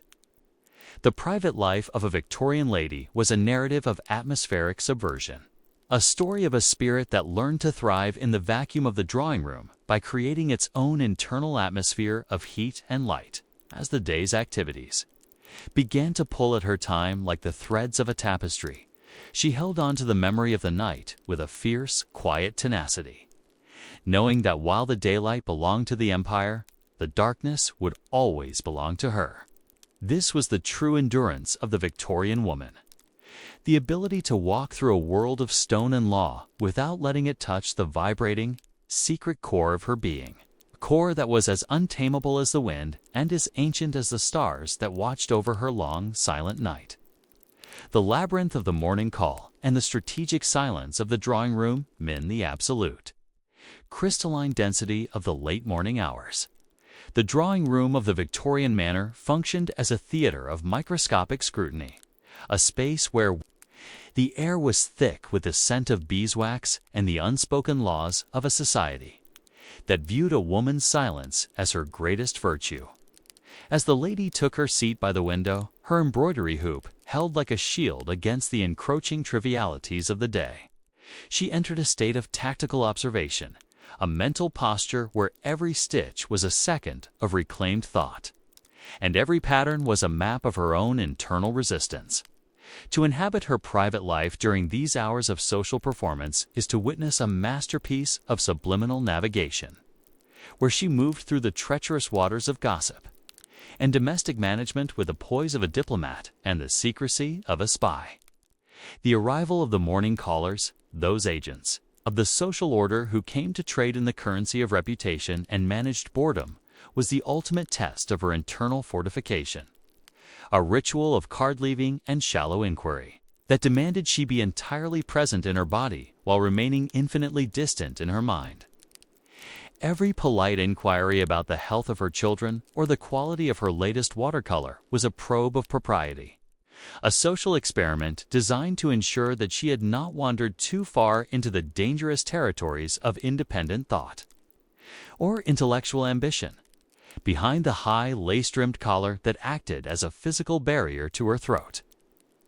She practiced the art of the measured response, linguistic strategy where she spoke enough to be considered gracious, but never enough to be considered profound. This was the great camouflage of the Victorian era. A world where a woman's genius was hidden behind the accomplishments of the parlor, her scientific curiosity masked as a hobby in botany, and her political fire disguised as a concern for the deserving poor. The morning room, with its cluttered tables and its stifling symmetry, was a chamber of atmospheric control, where the oxygen of real conversation was siphoned away to be replaced by the carbon dioxide of recycled opinions and managed sentiments. Yet, in the very heart of this vacuum, the lady created her own internal atmosphere, a private climate of heat and light fueled by the forbidden books she had memorized and the radical ideas she had nurtured in the dark. She would look at the other women in the room, her sisters in this silent exile, and see in their eyes the same flickering shadows of a second self, a recognition of a shared struggle that could never be spoken aloud but was understood in the tilt of a head or the specific arrangement of a tea service. This was the coded sisterhood of the drawing room, a subterranean network of support that allowed them to survive the social mummification of their daily lives. As the callers departed and the silence returned to the house, silence broken only by the rhythmic ticking of the clock, she realized that she was a master of temporal theft, a woman who had learned to steal hours of her own life from under the very noses of those who believed they owned her time. The private life of a Victorian lady during the daylight hours was an epic of static endurance, a narrative of a spirit that refused to be diminished by the smallness of its cage, finding in the very repetition of her duties the rhythm of a mantra that kept her soul awake while the world around her slept the sleep of the self-satisfied. The meridian of melancholy and the secret architect of the domestic void in the absolute crystalline density of the post-luncheon hours. The Victorian manor entered a state of atmospheric stagnation, a period where the servants were retreated to their subterranean realms and the children were sequestered in the nursery, leaving the lady of the house as the solitary occupant of a vast, echoing silence. To inhabit her private life during this meridian of melancholy is to witness the great internal inventory, a psychological audit where she stood amidst the suffocating luxury of her drawing room and realized that every velvet cushion and every porcelain figurine was a physical anchor, designed to keep her soul from drifting toward the forbidden horizons of the world outside. Behind the heavy, lace-shrouded windows that blurred the reality of the street into a soft, impressionistic haze, she existed in a state of watchful inertia, her embroidery needle held motionless in mid-air as she contemplated the terrifying vastness of her own unused potential. This was the hour of domestic dissolution, where the titles of wife and mother felt like hollow shells, and the only reality was the rhythmic, mocking ticking of the French clock on the mantel, a constant reminder of the slow, methodical passing of a life that was being spent in the service of a social vacuum. The morning calls had ended. The evening performance was yet to begin, and in this interregnum of the spirit, she was finally permitted the dangerous luxury of her own unmonitored thoughts. She would wander through the house like a ghost in her own kingdom, her fingers tracing the spines of books in the library that she was only supposed to read for edification. Her mind, a frantic machine grinding against the stones of enforced leisure, This was the sanctuary of the subtext, where she would sit at her writing desk and compose letters to imaginary confidants, pouring out the raw, searing honesty of her intellectual hunger and her spiritual starvation, letters that she would later burn in the cold hearth. Their ash is a secret testimony to a life lived in the margins of history. The Victorian afternoon was a chamber of sensory deprivation, where the smells of floor wax and lavender were the only stimulants allowed to her. Yet she found a way to smuggle reality into her world, finding in the pages of a scientific journal hidden beneath a pile of fashion plates the fuel for a mental fire that would never be extinguished. She would look at the angel in the house reflected in the gilt-edged mirrors and see a stranger. A woman whose beauty was a mask for her brilliance and whose silence was a shield for her fury. This was the clandestine architecture of the self, where she built a world within a world, a place where she was the scientist, the poet, the radical reformer, realm that no husband could occupy and no law could govern. Every moment of this solitary hour was a tactical reclamation of her own identity,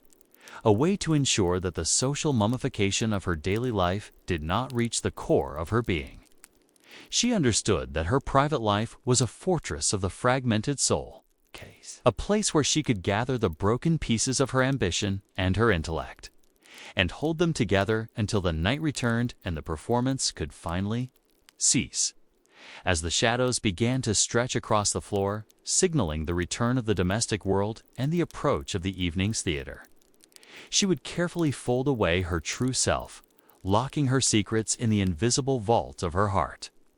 and preparing once again to walk the long, cold halls of her respected exile. The private life of a Victorian lady during the afternoon was an epic of internal sovereignty, a narrative of a spirit that refused to be diminished by the smallness of its cage. Finding in the very vacuum of her existence the space to breathe, the air of a future that she was helping to build through her sheer, stubborn refusal to be silent. The labyrinth of the morning call and the strategic silence of the drawing room in the absolute, crystalline density of the late morning hours. The drawing room of the Victorian manor functioned as a theater of microscopic scrutiny, a space where the air was thick with the scent of beeswax and the unspoken laws of a society that viewed a woman's silence as her greatest virtue. As the lady took her seat by the window, her embroidery hoop held like a shield against the encroaching trivialities of the day. She entered a state of tactical observation, a mental posture where every stitch was a second of reclaimed thought, and every pattern was a map of her own internal resistance. To inhabit her private life during these hours of social performance is to witness a masterpiece of subliminal navigation, where she moved through the treacherous waters of gossip and domestic management with the poise of a diplomat and the secrecy of a spy. The arrival of the morning callers, those agents of the social order who came to trade in the currency of reputation and managed boredom, was the ultimate test of her internal fortification. A ritual of card-leaving and shallow inquiry that demanded she be entirely present in her body while remaining infinitely distant in her mind. Every polite inquiry about the health of her children or the quality of her latest watercolor was a probe of propriety, a social experiment designed to ensure that she had not wandered too far into the dangerous territories of independent thought or intellectual ambition. Behind the high lace-trimmed collar that acted as a physical barrier to her throat, she practiced the art of the measured response, linguistic strategy where she spoke enough to be considered gracious, but never enough to be considered profound. This was the great camouflage of the Victorian era, a world where a woman's genius was hidden behind the accomplishments of the parlor, her scientific curiosity masked as a hobby in botany, and her political fire disguised as a concern for the deserving poor. The morning room, with its cluttered tables and its stifling symmetry, was a chamber of atmospheric control where the oxygen of real conversation was siphoned away to be replaced by the carbon dioxide of recycled opinions and managed sentiments. Yet, In the very heart of this vacuum, the lady created her own internal atmosphere. A private climate of heat and light fueled by the forbidden books she had memorized and the radical ideas she had nurtured in the dark. She would look at the other women in the room, her sisters in this silent exile, and see in their eyes the same flickering shadows of a second self, a recognition of a shared struggle that could never be spoken aloud but was understood in the tilt of a head or the specific arrangement of a tea service. This was the coded sisterhood of the drawing room, a subterranean network of support that allowed them to survive the social mummification of their daily lives. As the callers departed and the silence returned to the house, a silence broken only by the rhythmic ticking of the clock, she realized that she was a master of temporal theft, a woman who had learned to steal hours of her own life from under the very noses of those who believed they owned her time. The private life of a Victorian lady during the daylight hours was an epic of static endurance, a narrative of a spirit that refused to be diminished by the smallness of its cage, finding in the very repetition of her duties the rhythm of a mantra that kept her soul awake while the world around her slept the sleep of the self-satisfied asterisk. The meridian of melancholy and the secret architect of the domestic void in the absolute, crystalline density of the post-luncheon hours. The Victorian manor entered a state of atmospheric stagnation,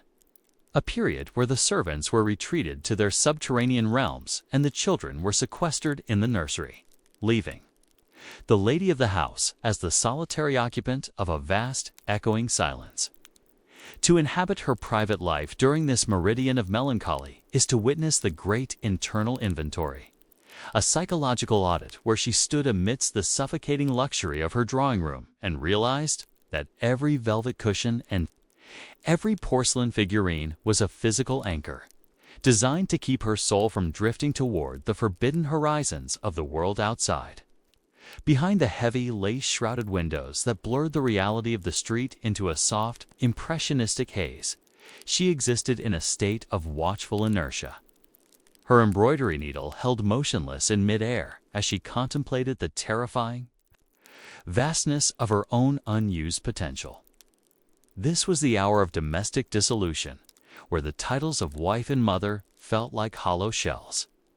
and the only reality was the rhythmic, mocking ticking of the French clock on the mantel, a constant reminder of the slow, methodical passing of a life that was being spent in the service of a social vacuum. The morning calls had ended, the evening performance was yet to begin,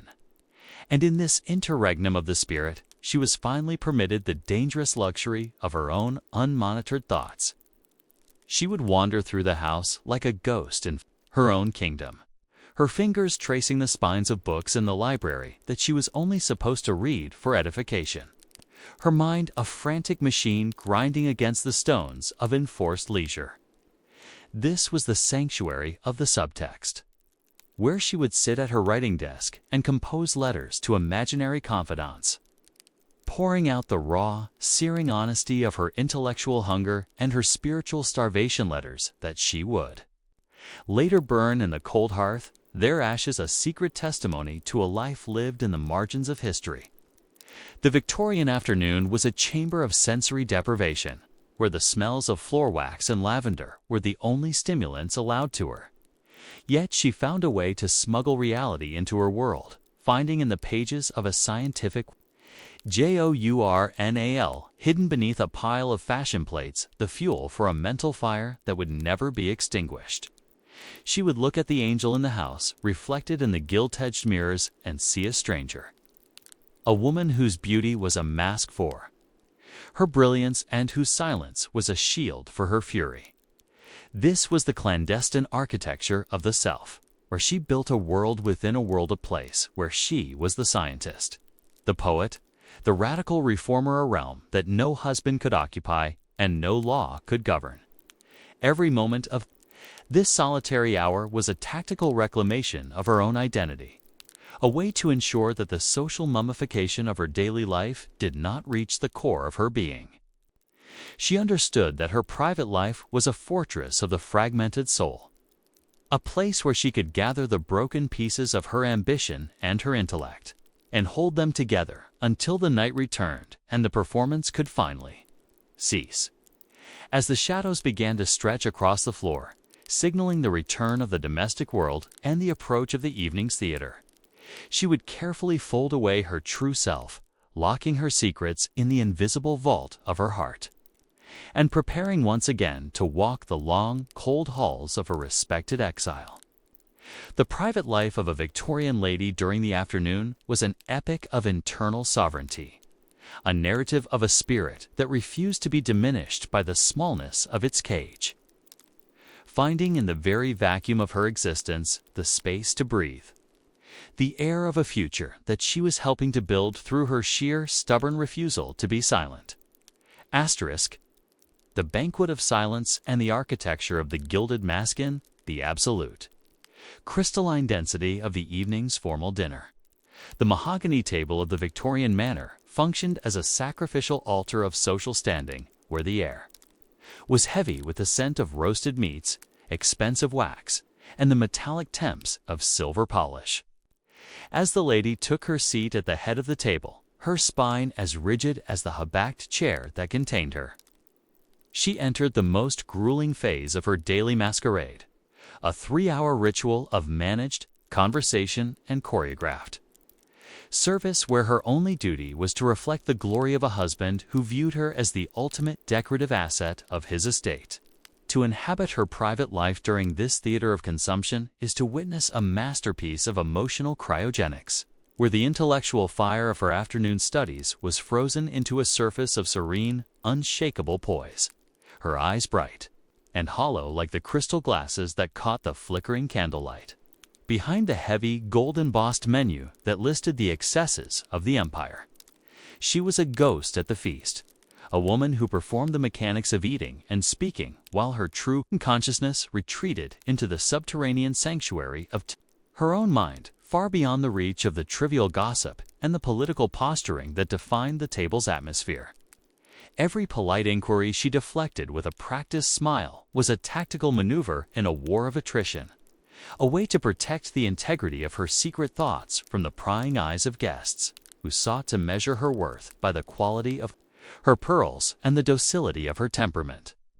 The dining room, with its dark wood-paneled walls and its stifling symmetry, was a chamber of auditory compression, where the clatter of silver on porcelain served as a rhythmic backdrop to the slow, methodical erasure of her individual voice, a world where she was expected to be an echo rather than an agent. This was the sacrament of the social grid, where the seating arrangement was a map of her confinement and the conversation was a minefield of taboos designed to keep her intellect from wandering toward the dangerous horizons of the world beyond the park gates.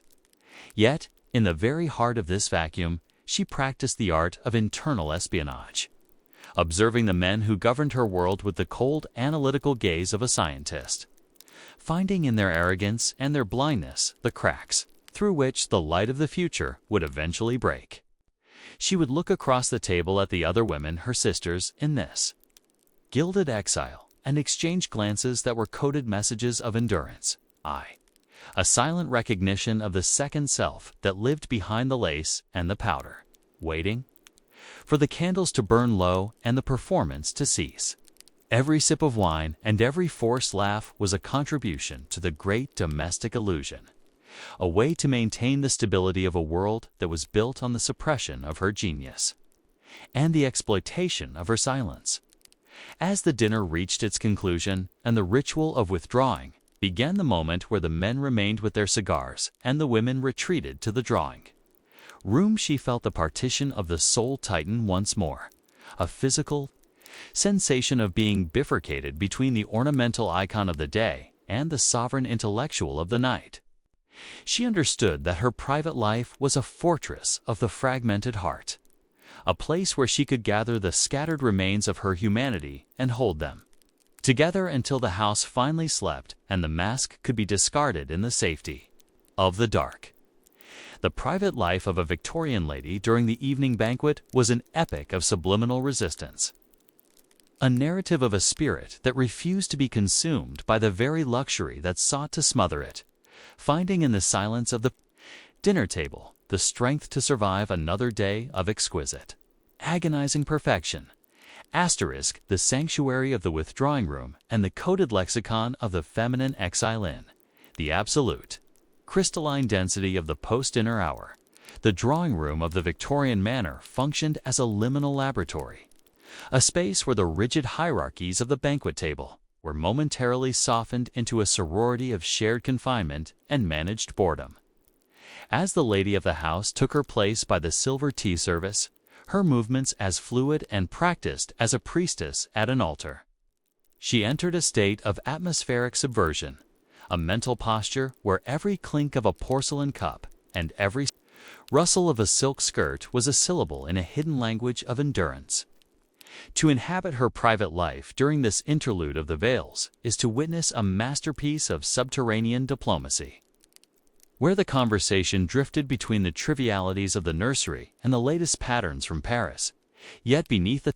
surface lay a vast, turbulent ocean of shared secrets and unspoken alliances. Behind the high embroidered screens that shielded the women from the draft of the hallway, the air was thick with the scent of jasmine and the weight of 1,000 suppressed ambitions, a world where the angel in the house was both a title of honor and a sentence of life imprisonment. This was the sacrament of the shared gaze, where the lady would catch the eye of a guest, perhaps a woman of equal rank and equal frustration and exchange. A look that was a volume of radical philosophy in a single second of recognition. They spoke of nerves and delicate health, but the subtext was always the same: the slow, agonizing starvation of the mind and the absolute, terrifying pressure of a social existence that offered no outlet for their genius. Every note she played on the upright piano was a sonic transmission of her internal discord, a way to release the tension of her suppressed intellect through the acceptable medium of ladylike accomplishment. Her fingers flying over the keys, with a ferocity that hinted at the storm brewing behind her serene, powdered forehead. This was a life of clandestine scholarship, where the women traded tips on the latest edifying literature, knowing that within the pages of a seemingly pious biography lay the seeds of doubt and the maps of a world where they might one day walk as equals. The drawing room, with its cluttered whatnots and its suffocating symmetry, was a chamber of managed despair, where the only way to survive the crushing weight of the patriarchy was to build a parallel universe of meaning within the very rituals of their domestic servitude. She would watch the clock on the mantel, its rhythmic ticking a countdown to the moment when the men would rejoin them, and the sacrament of the social grid would be restored in all its stifling perfection. This was the hour of the shadowed heart, a time when the lady realized that her true sisters were not those she met at balls or garden parties, but the silent, thinking women who occupied the margins of every great house in the empire, each one a guardian of a fire that burned with a cold blue intensity in the heart of the most respectable homes. Every cup of tea she offered was a gesture of ritualized defiance, a way to maintain the stability of her world while secretly nurturing the seeds of its eventual destruction through the education of her daughters and the preservation of her own sharp, untamable will. As the men's voices grew louder in the distance, signaling the end of her brief, shadowed sovereignty, she felt the internal partition slide back into place, preparing her for the final social obligations of the night before the house could finally sleep. The private life of a Victorian lady during the withdrawal was an epic of subliminal solidarity, a narrative of a spirit that refused to be isolated by the very walls that were built to contain her. Finding in the shared silence of the drawing room the strength to survive another night of exquisite, agonizing perfection. The requiem of the gilded cage and the dawn of the unbound spirit in the absolute, crystalline density of the deepest midnight. The Victorian lady stood alone in the center of her darkened bedchamber, the rhythmic ticking of the hall clock sounding like the slow, fading pulse of the 19th century itself. This was the sacrament of the final unmasking, a ritual of psychological liberation, where she systematically stripped away the heavy armor of her social identity, the jewels that felt like cold stones, the silk that felt like a shroud, and the rigid stays that had governed her breath for a lifetime. To inhabit her private life in this ultimate, silent hour is to witness the great restoration, a moment where the angel in the house was finally interred, and the human woman was resurrected from the debris of her own domestic exile. As she let her hair fall in a dark, untethered curtain around her shoulders, she was no longer a property, a paragon, or a project. She was a sovereign of the shadows, a mind that had survived the crushing atmospheric pressure of an empire by creating its own internal vacuum of truth. The manor around her, with its cold marble and its stifled history, was no longer a fortress of her confinement, but a relic of a world that was already dying, its laws and its taboos dissolving into the mist of the Thames. Behind the closed lids of her eyes, she conducted the final audit of the heart, realizing that every hour of boredom she had endured and every intellectual hunger she had suppressed had been a form of fuel, a reservoir of potential energy that was now ready to ignite. This was the epitaph of the submerged self, a narrative written in the margins of her existence that spoke of a resilience more enduring than the stone of the estate and a genius more powerful than the machines of the industrial age. She understood that her life had been a masterpiece of invisible architecture, a structure of meaning built in the gaps between her duties, a legacy of quiet defiance that she would pass to her daughters not through wealth, but through the secret language of the spirit. As she finally lay down in the absolute darkness, the heavy canopy of the bed felt not like a lid, but like a sky, a vast and open horizon where her thoughts could finally roam without the filter of a veil or the constriction of a social script. The nerves were gone, the vapors had vanished, replaced by a cold, radiant clarity that recognized the coming dawn not as another day of performance, but as the first light of a world where she would finally be called by her own name. The private life of the Victorian lady was over. Yet her story was just beginning, a story of 1,000 quiet victories, won in the dead of night. A chronicle of a fire that had burned in the heart of the most respectable homes, until it finally consumed the cage that sought to contain it. As the first pale, honest light of a new era touched the window pane, the lady closed her eyes and smiled in the dark, knowing that she was the bridge, the witness, and the ultimate survivor of a winter that had lasted 100 years.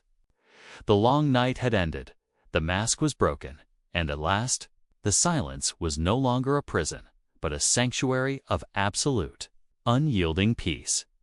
The epilogue. The dissolution of the gilded veil and the silence of the infinite, the absolute, crystalline density of this final, unmonitored hour. The Victorian manor has ceased to be a fortress of social command and has become a silent sarcophagus for the expectations of an empire. The lady stands by the cold hearth, her hands finally resting, no longer clutching the embroidery of her confinement or the silver of her servitude, but hanging loose and heavy with the weight of a profound internal liberation. To witness this final private moment is to see the great unmaking, where the atmospheric pressure of decades of managed grace and suppressed intellect finally equalizes with the vast, chilling honesty of the void. Behind the heavy, iron-latched windows that have shielded her from the roar of progress, she feels the structural integrity of her world beginning to splinter not with a crash, but with a quiet, persistent rustle of turning pages and the distant, rhythmic pulse of a city that no longer recognizes her as an icon. This was the requiem for the angel. It's a psychological funeral where she buried the polished, bloodless version of herself that the world had worshipped, and in its place, she reclaimed a soul that was scarred, hungry and brilliantly, dangerously alive. The dressing room, Once a chamber of ritualized mummification, is now a sanctuary of the unbound self, where the mirrors reflect not a decorative asset, but a witness to a century of winter that is finally yielding to the first, tentative heat of a revolutionary spring. She understands now that her long silence was not a void, but a reservoir, a gathering of strength that has reached its capacity, and is now ready to overflow the banks of the drawing room and the nursery. Every letter she burned, every thought she hid, and every desire she strangled has been transformed into a cold, radiant wisdom that no law can govern and no husband can occupy. As she moves toward her bed for the final time in this era, the silk of her nightdress feels like a banner of truce between her body and her spirit, a soft surrender to the reality that she is more than the sum of her titles and more than the ghost of her ancestors. The house around her, the mahogany, the marble, the silvers revealed as a stage set that has served its purpose, a theatrical prison that she has outlived through the sheer, stubborn endurance of her own secret heart. The private life of the Victorian lady concludes not with a return to the daylight performance, but with an entry into the infinite interior, a place where time is measured by the expansion of the mind rather than the chiming of the hall clock. She lies down in the absolute dark, listening to the final fading echoes of the carriage wheels on the cobblestones outside, and she realizes that she is the last of a species, bridge between the ritualized silence of the past and the clamorous, beautiful chaos of the future. The gilded cage has dissolved, the mask has shattered into 1,000 unremarkable pieces, and as the first true light of a new century touches the horizon, she closes her eyes on the 19th century, safe in the knowledge that she has survived the long night and that the dawn, for the first time in history, belongs entirely to her. The silence is no longer a cage. It is her empire. The performance is over. The woman is awake.